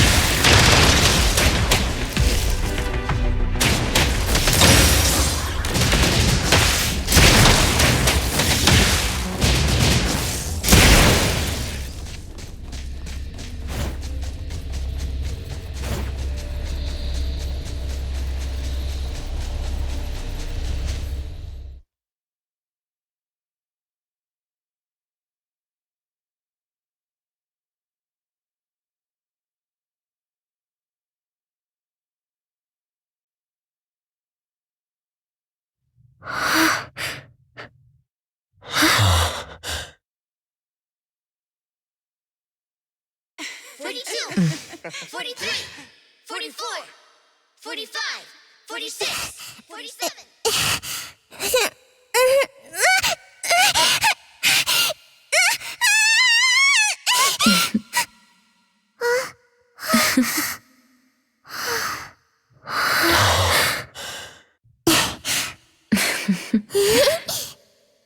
We've been waiting for you for a long time, Renee.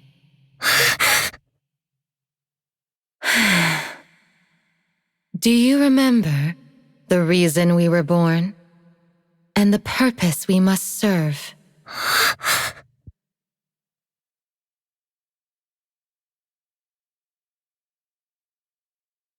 All excitement will eventually fade to nothing. Mother has long grown tired and numb to it all. After enduring long and lonely times, a wish began brewing in her heart. We thus awoke to the blazing call of Mother's heart and came to her side. We swore with our very existence that Mother would never be alone again. Surrounded by her children, Mother found the companionship and happiness she had longed for. But she didn't stop. She kept yearning for more. Because we weren't able to satisfy Mother's deepest wishes in her heart. However, our Mother's wish was never fulfilled, and that day will never come. The last child to wake up, the most beloved of all, brought nothing to Mother and this family but curses, betrayal, and destruction. And now, she's back.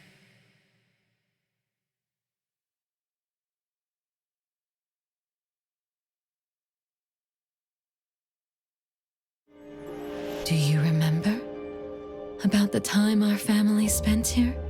From the very beginning, we were just wooden puppets sleeping in Mother's box. We opened our eyes in response to her deepest wishes. We answered her calling from the depths of her heart. Teresa, Elliot, Yvette. One by one, the children woke up and gave everything they got to put a smile on Mother's face. Those names are the same as the puppets found by the Bureau. This was Mother's miracle. She gave life to the wooden bodies of her puppet children. All of us shared Mother's gift of eternity. In return, we brought her laughter and companionship. The happy times seemed to last forever, but Mother still felt lonely. She was still yearning for more. As long as Mother's wish remained unfulfilled, more children would continue to come to her side.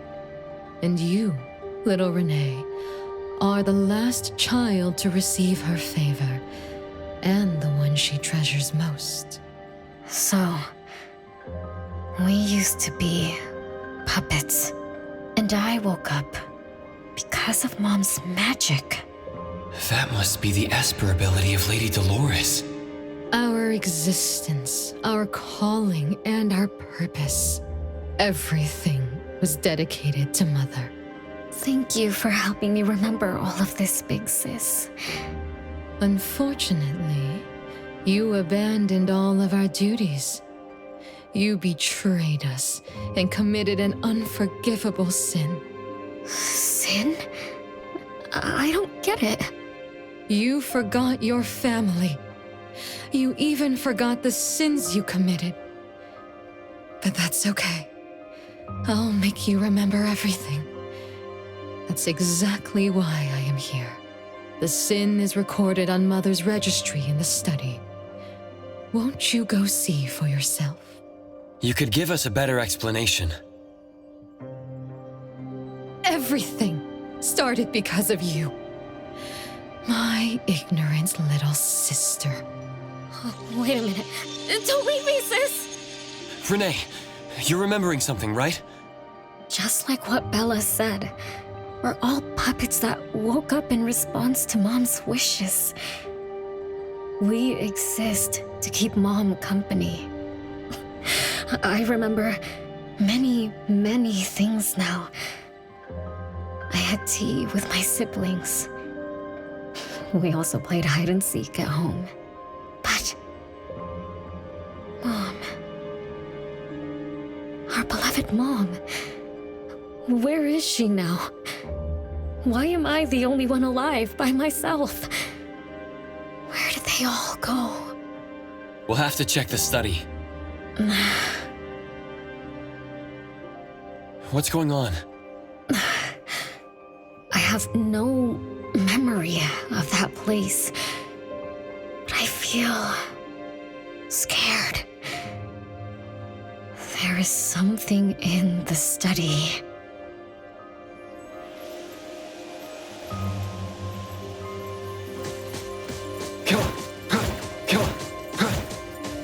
wind's just right.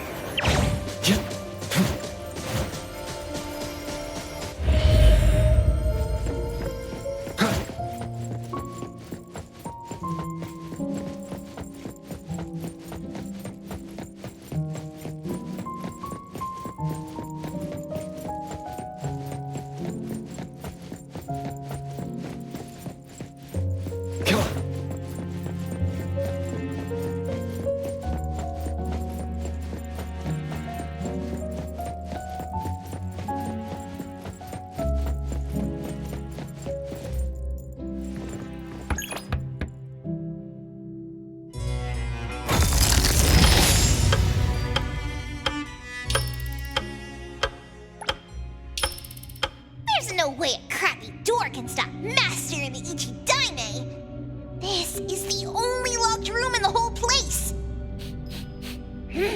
I smell secrets. Do not let your guard down. Be careful. Yes, Master! Another grandfather clock? Ugh, either Lady Dolores is a clock nerd or this anomalous realm is related to the concept of time. Something feels off. Let me look closer. Wait, Nanalie. It's the anomaly that attacked Renee. I think it doesn't want to hurt us. We're not its target. Renee is. What was that thing about rule-based anomalies again? It follows rules. It only starts moving at exactly 9 o'clock, and its target is just Renee. You're right. Even if we attack it now, it'd likely be as futile as last night. If Blackbird is right, it only nullifies itself after completing its mission. It's getting closer to 9 o'clock. We need to find Renee as fast as we can. I don't know where everyone else is. I hope she's not alone. Let's search the area first.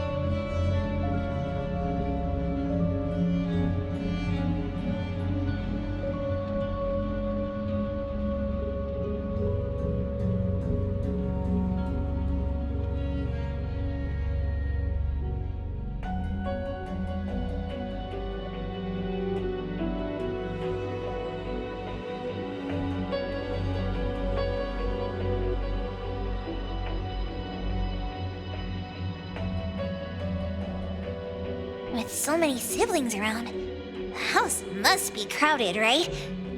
I wonder what it's like, playing and messing around with them every day. Master, do you have any siblings? Yes and no. I did once live in a garden with many sisters, but none of us were related by blood. Huh? If you're not related at all, why did you have to live together? Mother collected beautiful flowers as she saw fit. Of course, she was also a woman with no blood relation to any of us. That's so weird. Well, but isn't that not too different from the Constantine family? There are some similarities, but knowing the Constantines, I find it somewhat ironic that our mother and Dolores are complete opposites. I can sense Lady Dolores' sincere feelings as she cared for her children. Though they are puppets, she treated them as real children. In contrast, the other mother simply manipulated the children she collected into decorative pieces for her own fancy. Master, I don't know what was going on, but I'm glad that you got out of the garden. I think so too.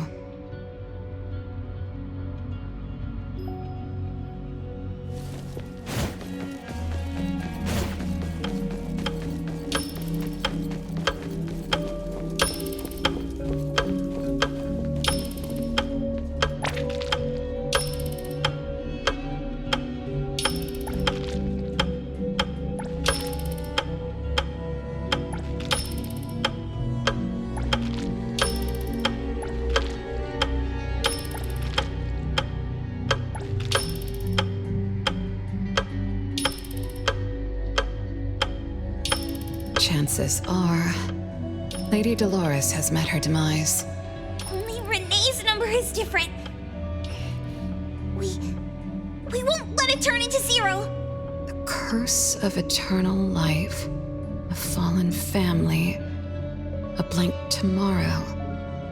Hints about time are all over the place. Could the numbers represent lifespan? Huh? Let's see. 20,000 days is roughly 50 years. Blackbird also said that the family was gone for about half a century. Wait, does this mean 50 years ago? Renee should have... Based on this line of thought, she should have withered along with the family. But for some reason, Renee still exists in this world. So as the days go by, she's just... racking up life debt? If the debt collector abides by the laws of nature, then I believe you're right. All creatures abide by the laws of nature. Birth, aging, sickness, and death. Those who defy them must pay a price. Even espers with near infinite lifespans pay a price when they gain their abilities. Renee, what price did you have to pay? Why did your life freeze 50 years ago, instead of reach its end? The debt collector must be hunting you because the laws of nature require your removal. So the puppets at the Bureau, they were Renee's family? Removed by the debt collector? Master, what should we do? Renee's commission. A-Bone accepted the commission. There's no reason to break our contract. I'll do my best.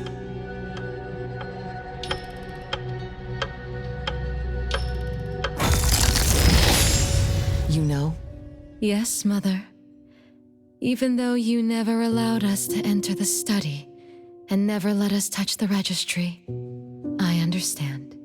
All the siblings, except for Renee, can hear the approaching footsteps of death. Each day we spend with you brings us one day closer to the end. Each day we dispel your solitude takes away another day from us. Isn't that so? It shouldn't be like this. As your creations, we are willing to warm your empty heart forever and bring you to the happiness you long for until you no longer need us. But she ruined all of this. When she was born, that cursed registry appeared in our home. Our names were written on its pages, and with them, numbers marking our precious days remaining in the world, slipping away with each sunrise. When Renee was born along with the curse, we realized the countdown began to tick steadily, and we knew all too well that our magic will fade away. There aren't many remaining days for us to serve you. In our final moments, we want to do everything we can to make you happy. But Mother, we don't understand. Why are your eyes solely fixed on Renee? Teresa planted exotic flowers. Elliot made sweets to your taste. Yvette designed and tailored clothes. We gave it all to win a smile from you. Yet what we receive is but a blind eye. Renee is the worst of us all.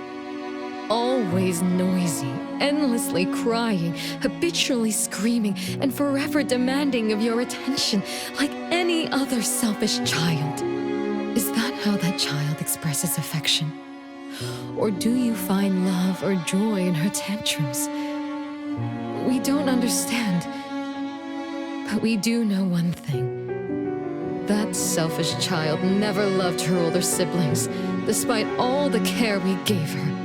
Does she even see herself as part of the family? Or perhaps, being as cursed as she is, her only purpose is to destroy us. None of that matters.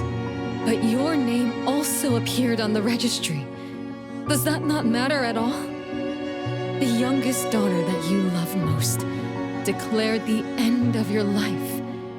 Because of our existence, the numbers on the registry representing your life are depleting.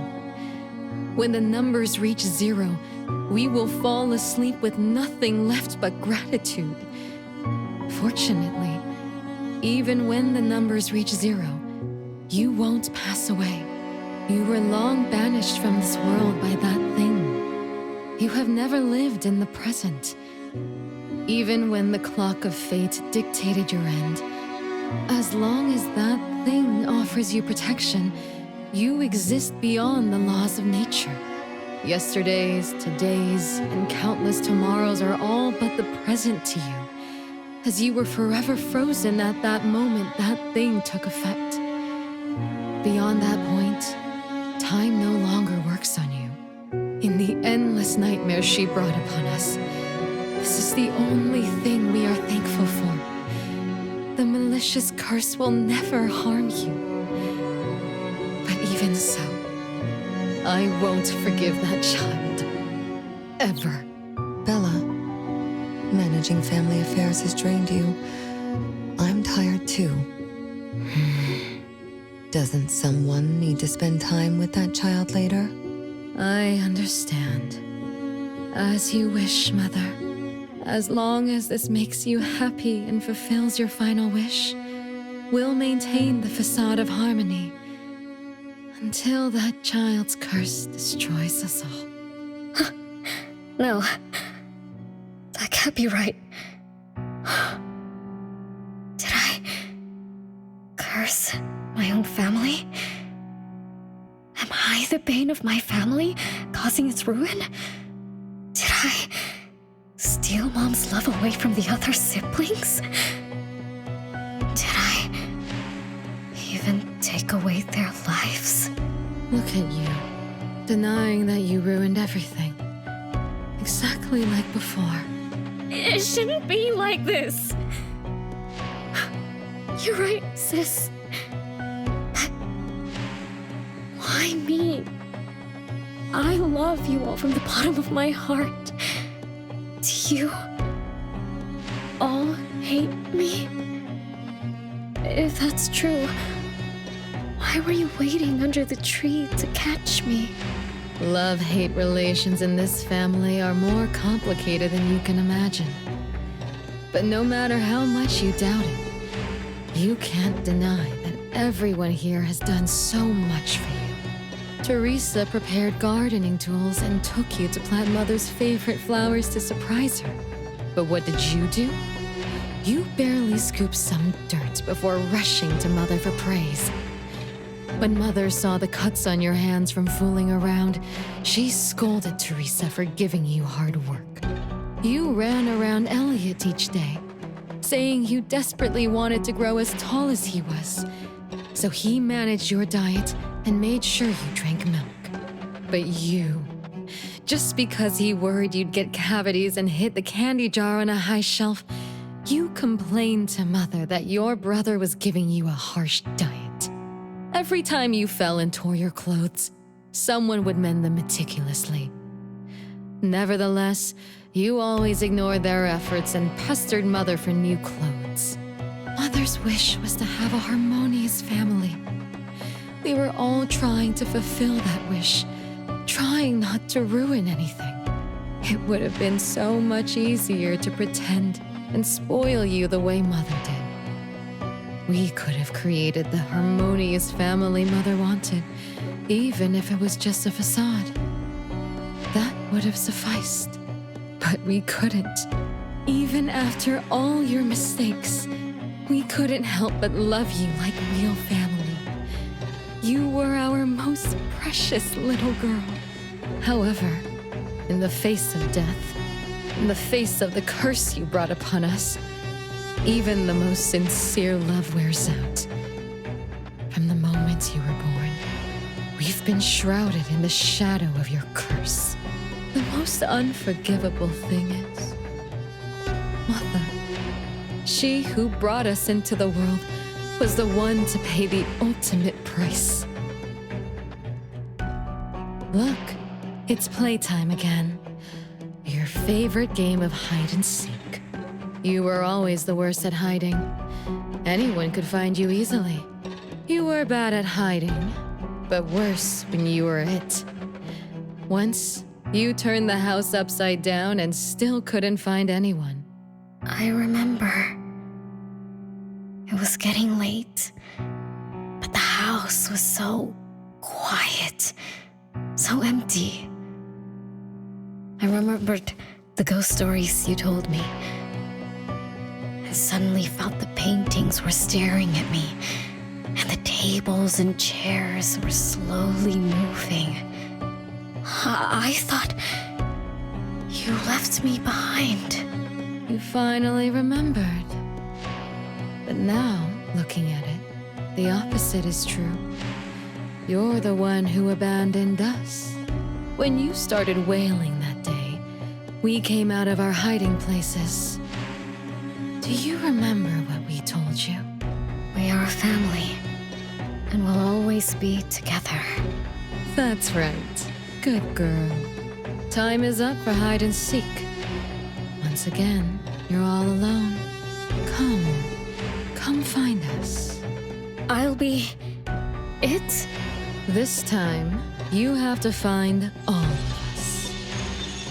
We'll be waiting for you.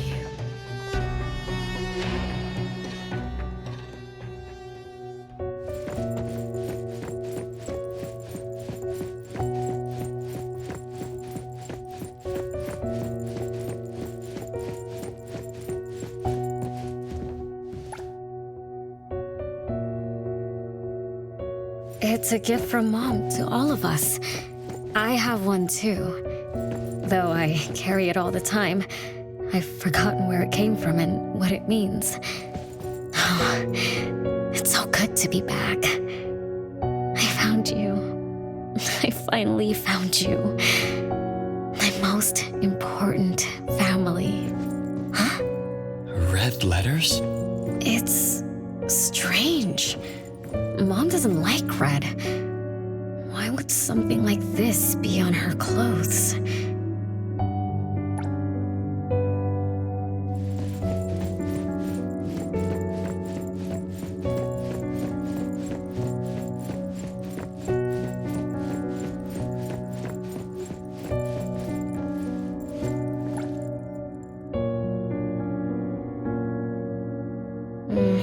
I'm still bothered by those red letters. Aren't they the first letters of names? If they are names, they do match with the voices we heard earlier. But that bright red is like a warning. I don't think Mom did this.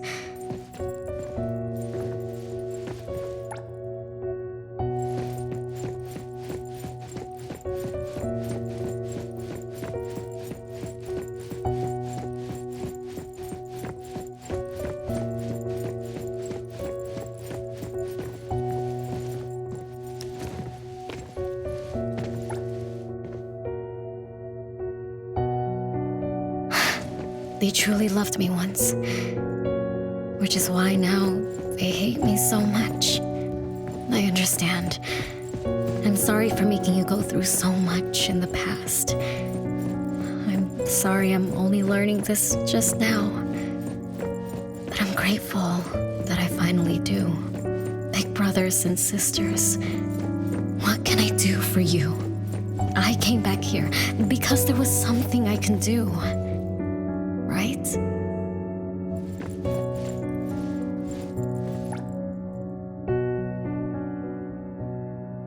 No one found me?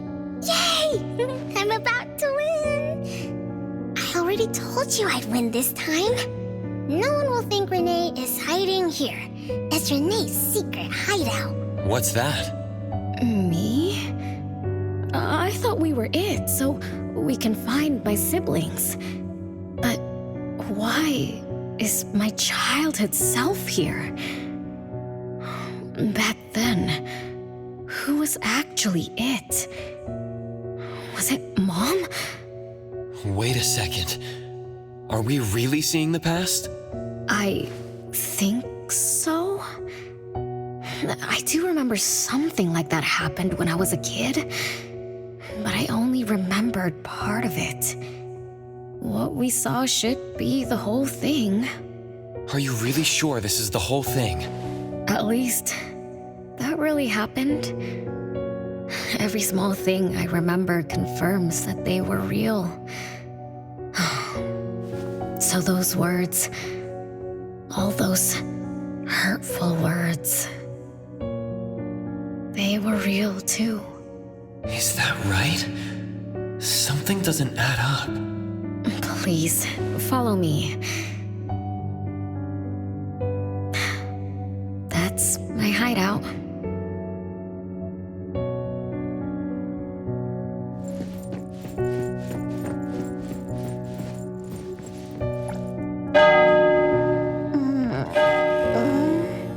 Oh, you found me. Am I the last one to be found? That means I almost won, right? Next time, I'm going to hide somewhere no one can find. Oh, are we going to eat soon? Remember to wash your hands before eating. My big sis and big bro will check. If I don't wash my hands, he'll pinch my cheeks. He always says my cheeks are like the softest dough. He only says that because he wants to pinch them. I'm going back now. Is this the last puppet? No. The last one is here. Look, another letter. R. I've always carried this puppet around. Why is there a red letter etched to it too? It must mean... You finally arrived, Renee. Yes. Big sis, I'm back. But you still don't understand. All you did was watch a replay of how our family met our demise. You must have enjoyed how we cursed ones relive our miseries day after day. No, Big Sis, that's not true. The audience, forgetting they were part of the play, denies their sins, as if forgetting would make it all go away. Have you ever wondered why you forgot this home? Forgot us? Were you forced to forget? Or were you unwilling to look back? Renee, you can't lie to yourself. I forgot about the family because I was escaping the past. Looks like you finally found the answer. Yes, I was born from your desire to escape everything.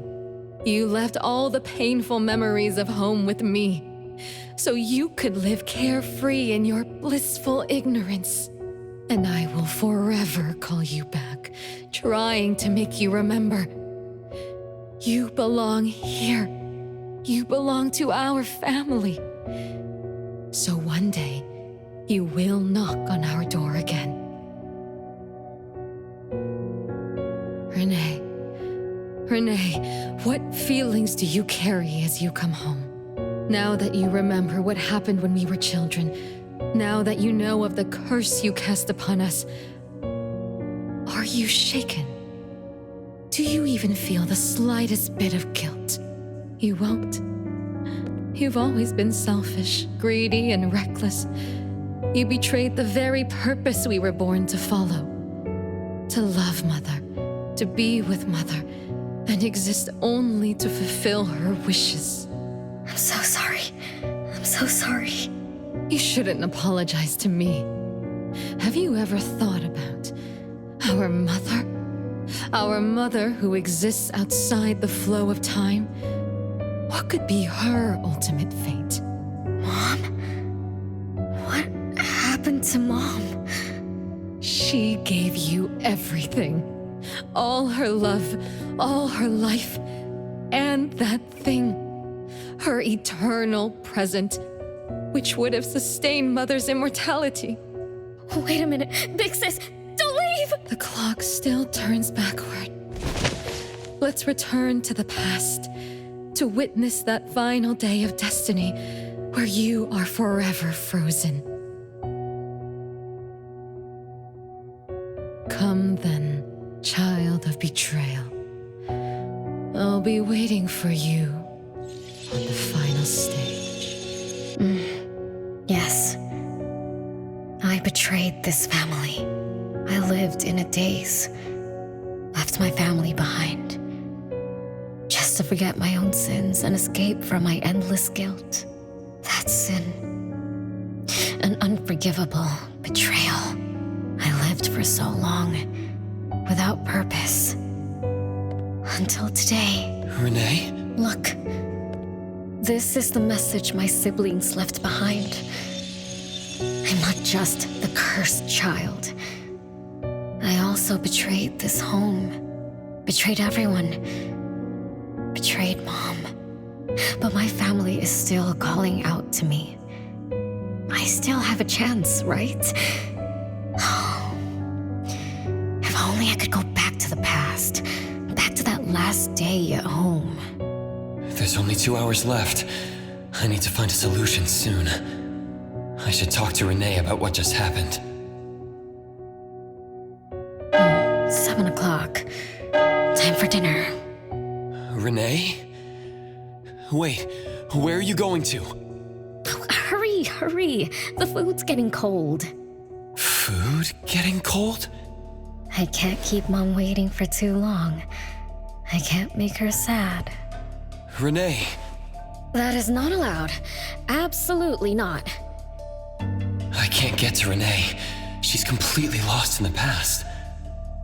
Let me organize the clues I've gathered so far. Could the curse in this family be the rule-based anomaly that attacks Renee every night? After all, Renee and her siblings likely aren't entities that abide by the laws of nature. It does make sense to be targeted for that reason. But if that's the case, why does the anomaly only appear when Renee wakes up? Shouldn't the anomaly that enforces the laws of nature have appeared with the first child? Can we really trust this? Bella? Something's not right. Also, why does the puppet Renee carry also have a red letter on it? Are these things caused by the anomalous realm? Or perhaps someone, an Esper, orchestrated all of this? Is that Bella really a shadow from the past? Anyway, I should catch up with Renee.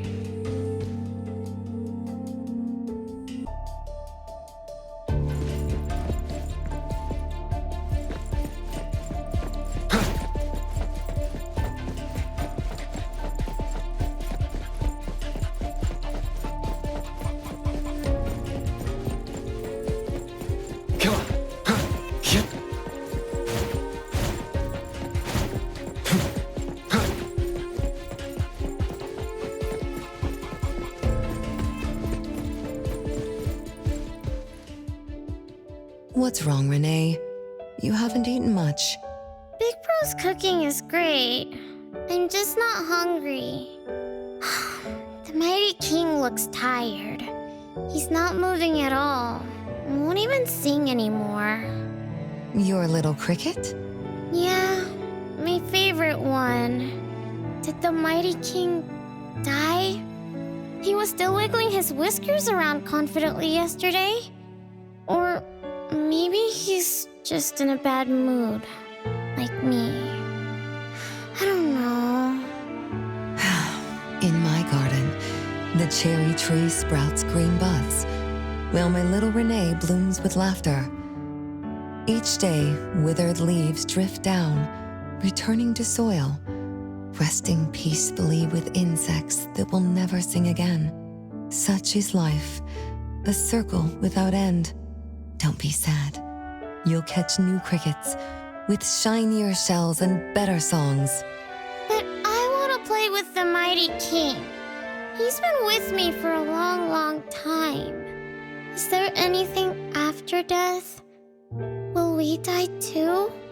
I know. It's a world where you're all alone. No mommy, no big brothers or sisters. Just a world that's always dark. That sounds scary. I don't wanna... Scary? You're funny, Renee. Can't move, can't hear, can't see. That's no different from when we were sleeping in our wooden boxes. Dying isn't that big of a deal. Being alive is much better. I want to be with Mom and everyone forever. Appraiser, you're here. Wasn't I immature back then? My time with my family was running out. Mom had to witness my siblings enter the final countdown. Yet she still had to answer questions like that. Mom, who loved us deeply, must have been terrified of losing us, too. Appraiser, could we go see her?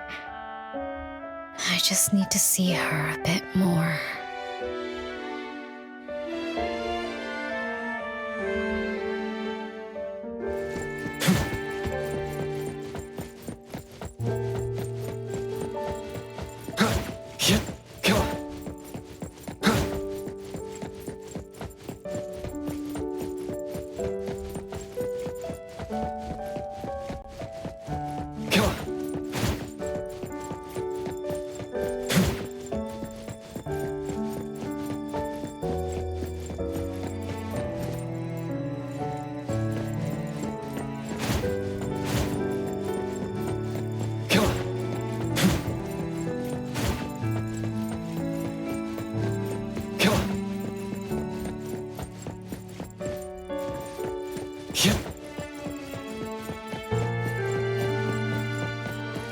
It's way past your bedtime, little troublemaker.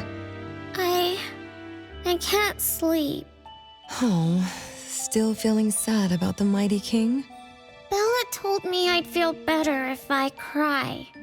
She said that kids like me just needed to cry, get a good night's sleep. Then all trouble will disappear by tomorrow. She said that no matter how sad she felt, she could never cry. So she was jealous that I could.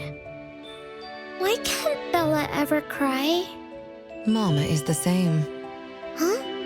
Why? Is it because you were grown-ups? Because grown-ups are strong? Mom and Sis work so hard for every chore in the house. I want to grow up soon to help you. I'll grow as tall as Mom wants. Oh, if you want to grow tall soon, you can't be picky about food. No, I don't want to eat green peas. All right now, Mama will tell you a story and put you to bed. You'll grow fast as long as you sleep, okay? Are you continuing yesterday's story? No, tonight I'm telling you a story that no one has ever heard before. Once upon a time, there was a carpenter living in the royal city. Her skill was beyond compare. People said she had the magic to breathe life into wood. If she wanted to, those lifelike puppets she created could become alive. The old carpenter loved crafting, but she was facing a most difficult challenge. As she grew older, her eyesight was no longer as sharp, and her hand that held the carving knife wouldn't stay still. Could that be the end? She remembered what people said about her. If she was as good as they say, couldn't she craft her own assistant? She made up her mind, then began to work. What should a perfect child, a real child, have? He should have the strongest body. The child was born. He was sturdy, yet nimble. And once his spring is sprung, he could run 2 laps in the royal city with no one able to keep up. Everyone congratulated the old carpenter, but she shook her head and said, "No, this isn't a real child. What should a perfect child, a real child, have? He should have the most beautiful face." The child was born. His beauty caught everyone's eyes. The king invited him to dance at the palace for foreign guests.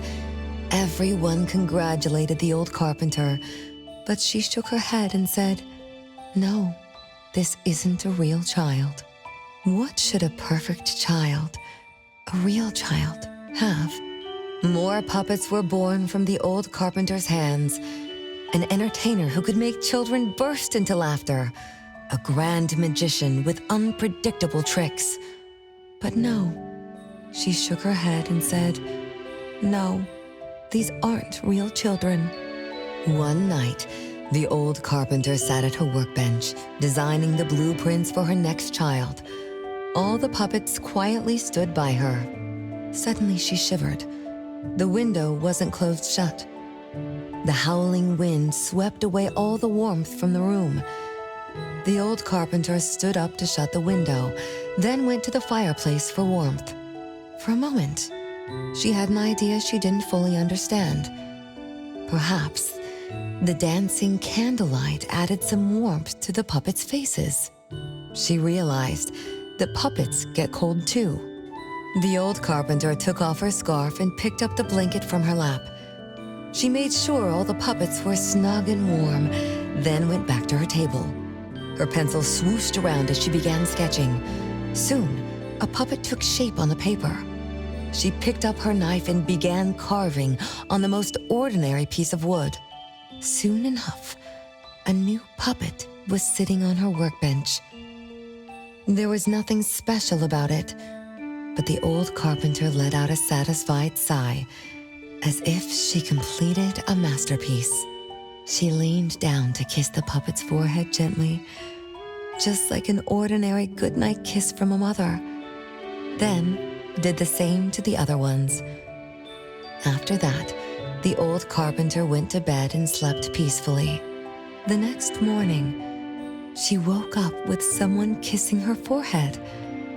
She opened her eyes to find a child, a real child, smiling at her. Whoa. Why did the last puppet turn into a real child? What magic did the old carpenter use? What do you think? I understand. A little. But also don't get it at all. Is that so? It's okay. Oh, it's getting late. Good kids should be sleeping now. Mom, I'm scared. I don't want to sleep alone. I'm worried that if I do, I won't see you and my siblings after I wake up. Isn't it better to be alive? You really are different from your siblings. Being alive is good. But what exactly makes it good? I can eat meals with my family, I'll play hide and seek, and listen to Mom's stories every night before I sleep. How wonderful! Mom, don't you think days like these are wonderful too? You're right. This is the best life being with you. The best times in Mama's life is when I spend time together with you, my family. No, it's not. When I grow up and can do so much more, that's when it'll be Mom's best time. By then, I'll be so tall that Mom will be surprised. I'll be able to reach whatever Mom needs to reach. Then I'm going to learn how to drive. I'll definitely be the first one in our family to drive. Once I learn, I'll take our whole family on picnics. When I grow up, I also want to...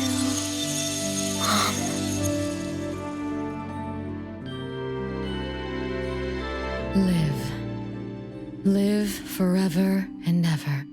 Do you remember now? That most selfish and greedy wish you made to our mother. With our death sentence, we should have turned back into puppets over 50 years ago. Have you ever wondered why you've been able to escape the debt collector until today? That's the secret that granted eternal life. The secret that froze Mother's body and soul at that very moment. And the price she paid for this eternal moment. Exiling herself out of the mortal world, living without worry or care, without joy or sorrow, without thought or feeling.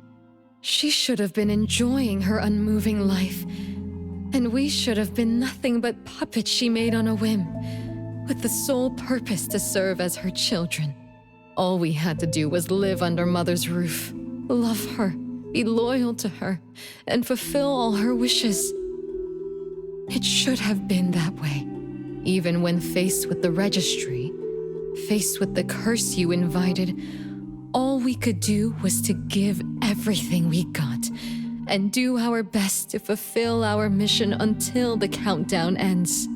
But what about you?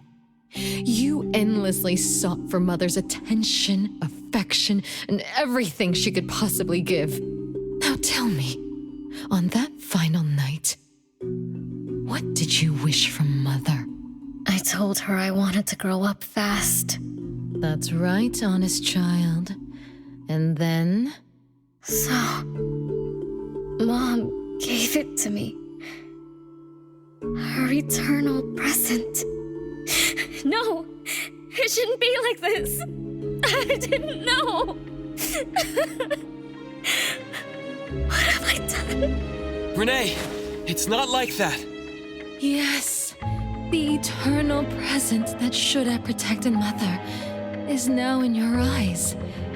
You didn't just betray us, but also the person who loved you most. So tell me, how does that make you feel? Guilt? Regret? But you don't need to apologize to me. We'll forgive you, and Mother will still love you. You're still our adorable little one, our innocent troublemaker. Forgive me? I can still earn your forgiveness? And Mom will also? Yes. As long as you give up the eternal present, cleanse yourself of your greed for life, we will forgive you for the sins you committed. Come, Renee, my sister. Come to us. We're all waiting on the other side to reunite with you, never to be separated again. Don't listen to her!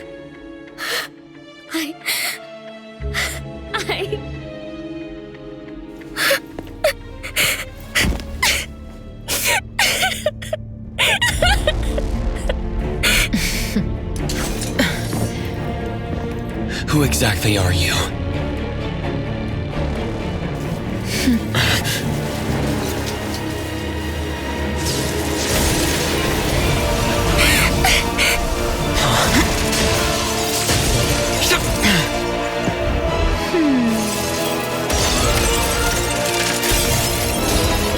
Watch out!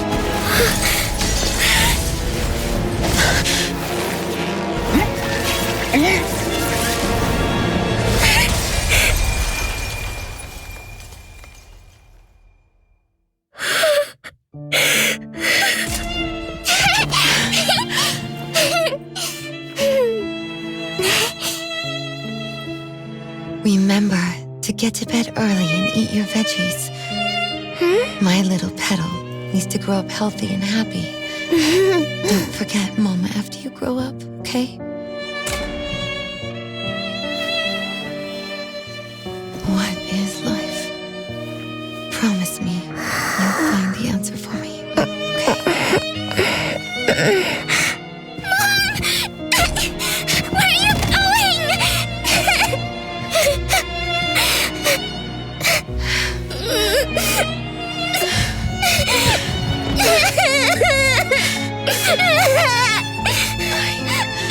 I don't need you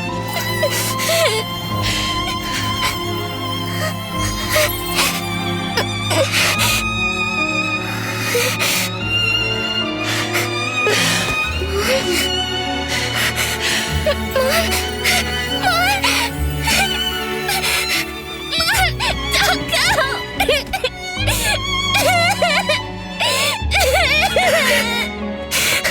It's all my fault. It's all because of me that Mom... No! I don't want this! See? Now I can live forever. I don't need you anymore!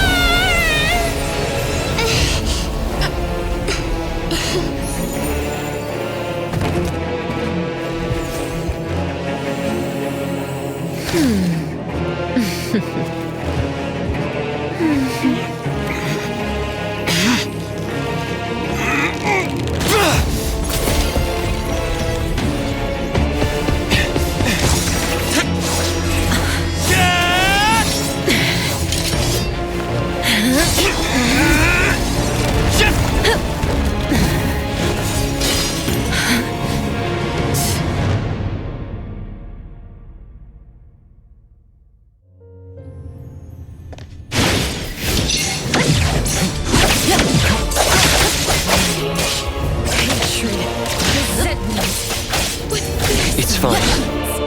As if engulfed in flames.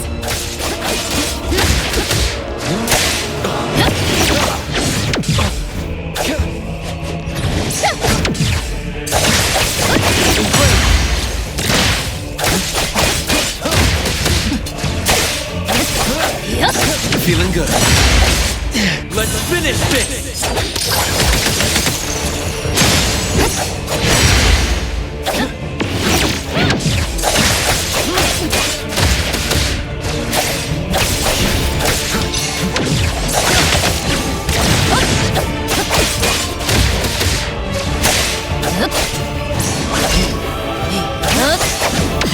Not too difficult. Watch the timing.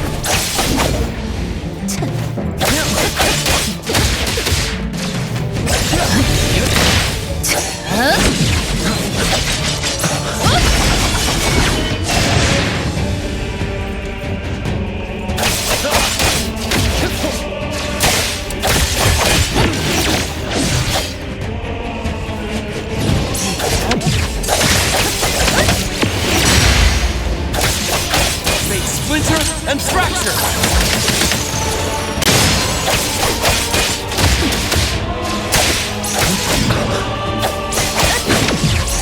My mistake.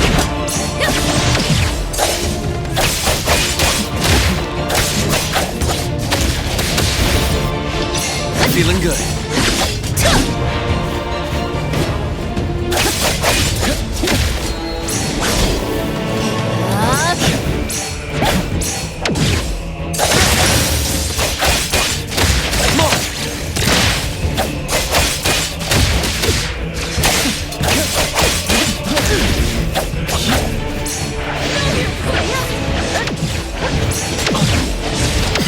Not too difficult.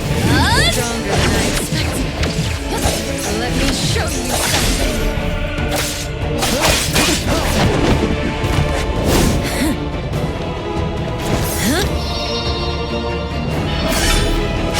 You're just a plaything in this illusory realm.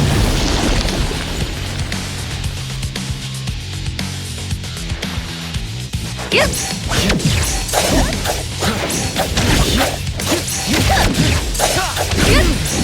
Feeling good. Entertain me with your strokes. Once I'm born, I'll bury you in this scarlet floors. Right. Let's finish this!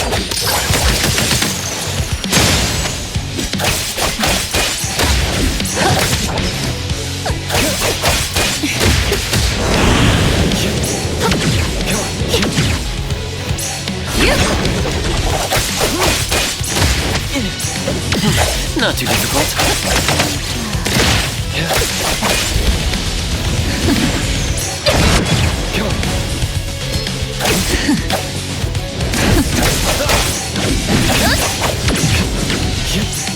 Watch the timing.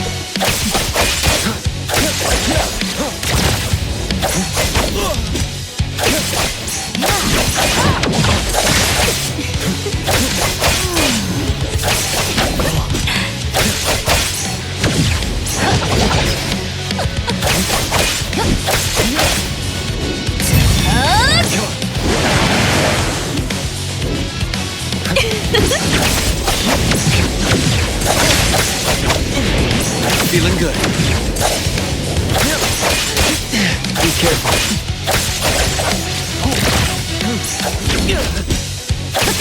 Make splinter and fracture.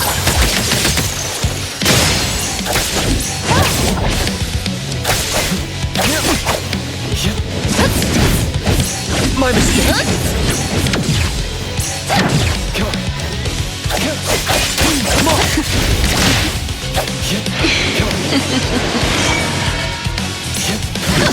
Not too difficult.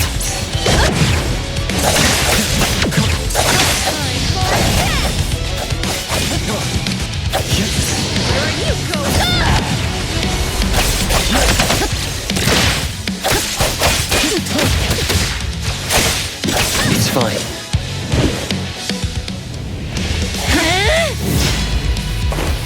You. I won't let you do this! Such arrogance!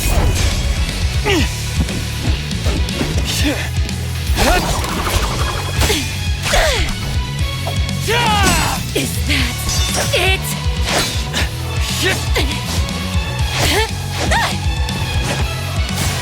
Come again! As you win! Interesting. Unfortunately, this is the end! Cower before me! Up!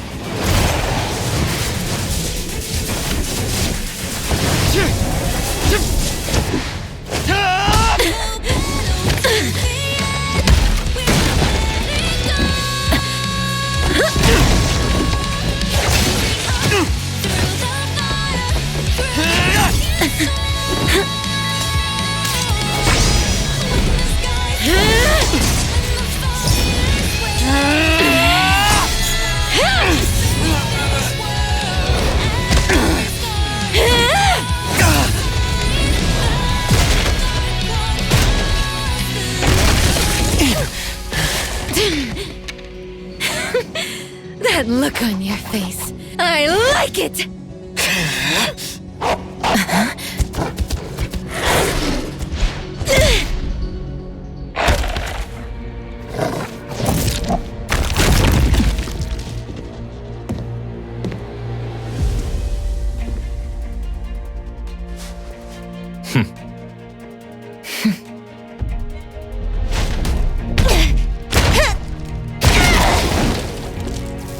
So you're the one behind all this! It's you. All at once? Tick-tock, tick-tock. Aren't you running out of time?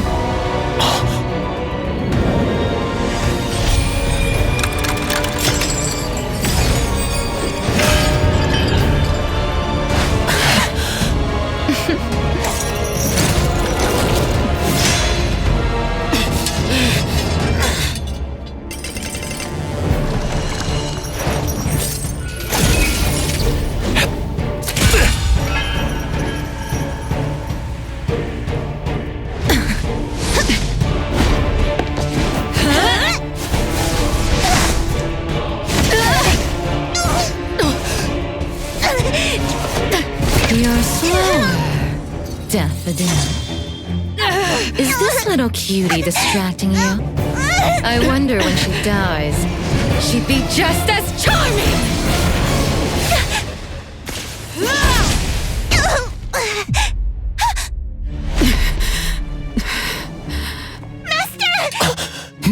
How nostalgic, sister. Sanko. We'll meet again. Just so you know, Mother misses you too.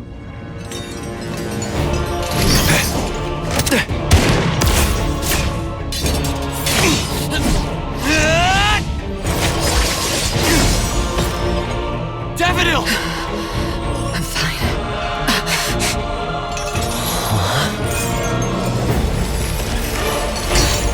It's not over yet.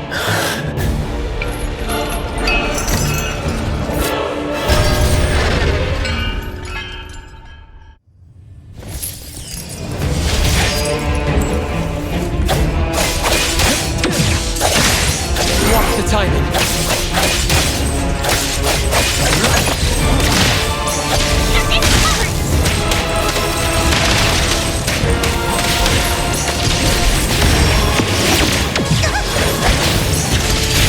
Just warming up.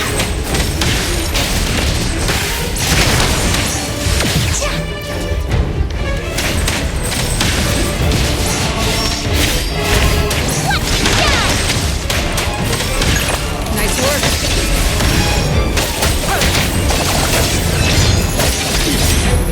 Just a scratch. Trust me. Mark! Divide. Like zero. My mistake. Take that! The city's mine!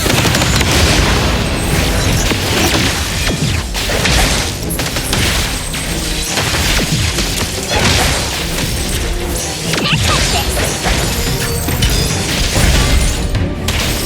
Let me take it. It's covered! Nice work. What you see is an illusion.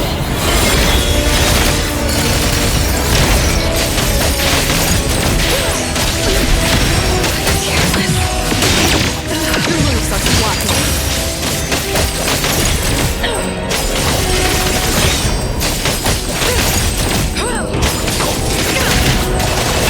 I will see through the nexus.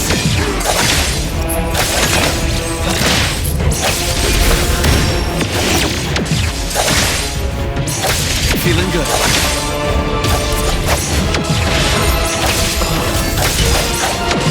Let's finish this!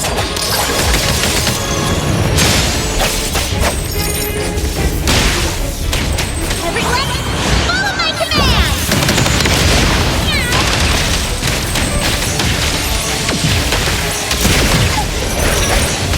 Challenge me?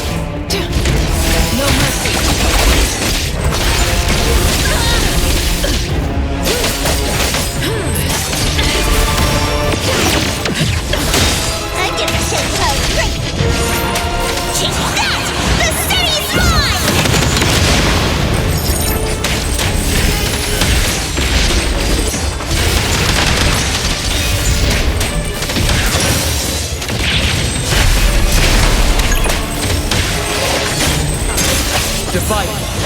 Saishiro!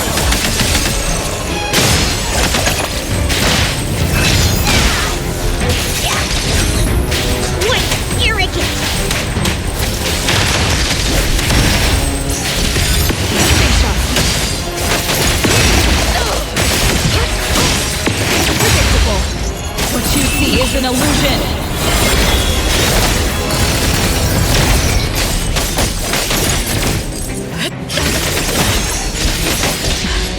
No problem.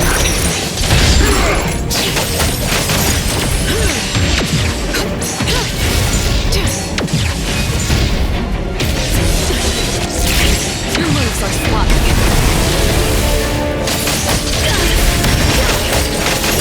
Trust me.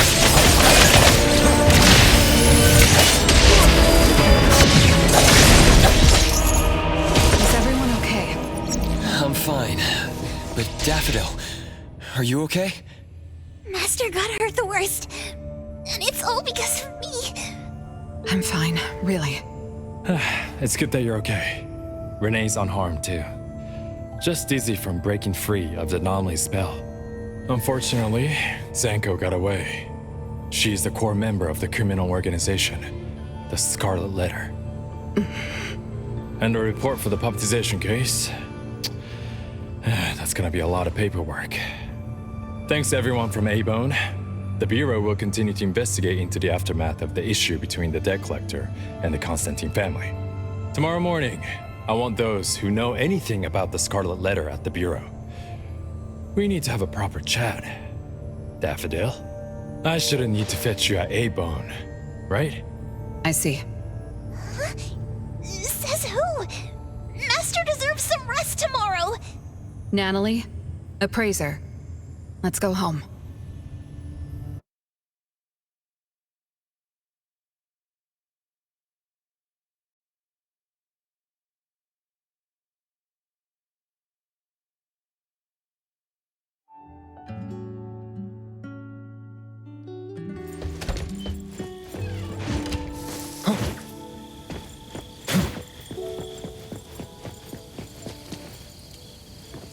How are your wounds? You should rest earlier tonight. It'll be fine soon. And how are you? Are you okay? Her Esper ability can affect people's minds through auditory and visual hallucinations. I see. So all the stuff Renee and I saw were illusions layered on top of the debt collector's anomalous realm. Or rather, an illusory world tailor-made to her understanding of Renee, after thoroughly excavating Renee's thoughts and feelings. In other words, Zanko used her Esper ability to alter the family's history, making Renee believe she was responsible for her family's deaths, leading her to voluntarily give up her eternal present. The eternal present probably requires the owner's verbal consent before it can detach itself. An anomaly that can grant its host immortality must be incredibly rare. The Scarlet Letter has acquired more than one rare anomaly. The incident at the Abisu auction was also their doing. With these reckless hits, it's like the Scarlet Letter is announcing their arrival at Hetero. This is just what their leader, Madame T, will do to demonstrate her superiority. Lady T... Is she the mother Zanko spoke of? When she said Mother misses you too, could it be? I should have killed her back then. So, Zanko used Scarlet Letters to spell betrayer. She could be considered my adoptive mother. I don't deny that she gave me the first home I knew of. It's true. I was once a member of the Scarlet Letter. No wonder Chaos spoke like that. He must have known that Daffodil was a member of the Scarlet Letter, the criminal organization he's pursuing. So Zanko went through all this trouble just to get the Bureau's attention? Hey, what matters now is that you're Daffodil from the A-Bone Antique Shop. Thank you. You're a good person. It's getting late. Good night, appraiser.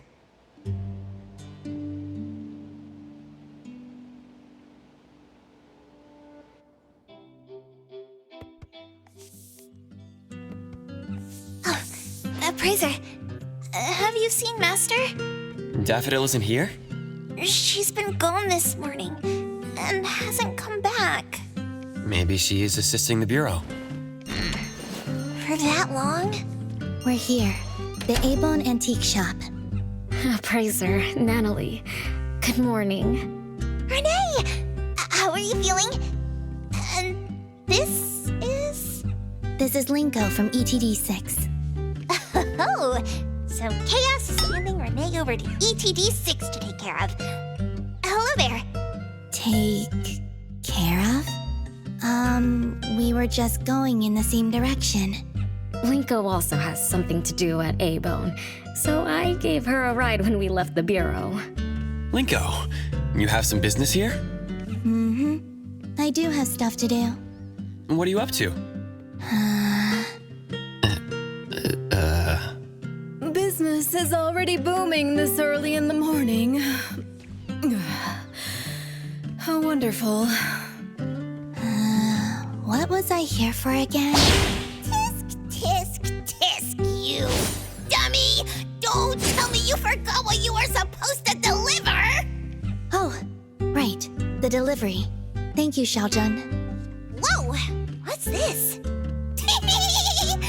I'm an evil spirit that can devour souls! If you dare disrespect me! Xiaojun is my pet. Huh? I can control your body and eat wasabi if I want to, you know! Not hungry now. Linko, who are you looking for? I'm looking for... Found her. Another new face? Just joined ETD? Yes, the director told me to give you this. Oh my. I told them a simple bank transfer would be fine, but they went ahead and sent someone over.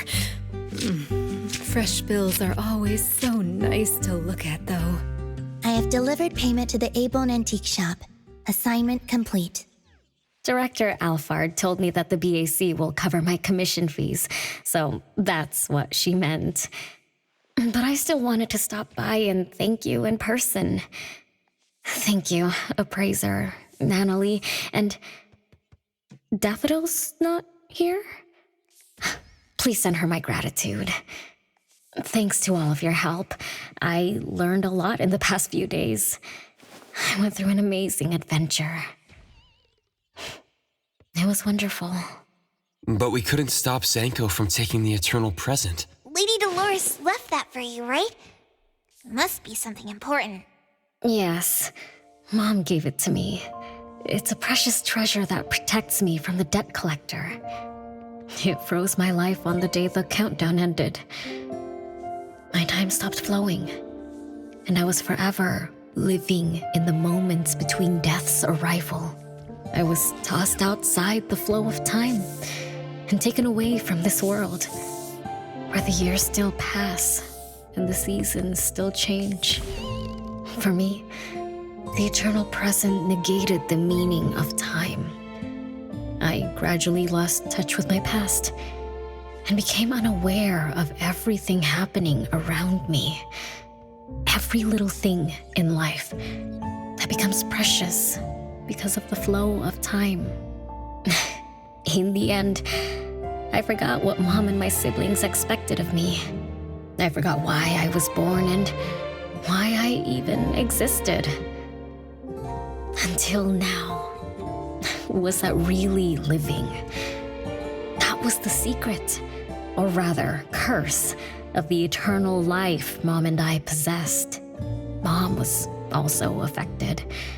She found life dreadfully boring, so she hoped that our companionship would ease her eternal loneliness. It might have been fortunate for me to lose the eternal present, but honestly, I gained so much more. Most importantly, you helped me remember things from the past, and I finally found myself. That feels so great. I suppose I went through a rebirth, right? I'm so happy for you, Renee. What about the debt collector? Don't worry, I have a solution. Well, in addition, To make the most of this precious rebirth, I've decided to travel around the world. I'll probably leave Hetero for a very, very long time. So for each and every day ahead, I wish you good morning, good afternoon, and good evening.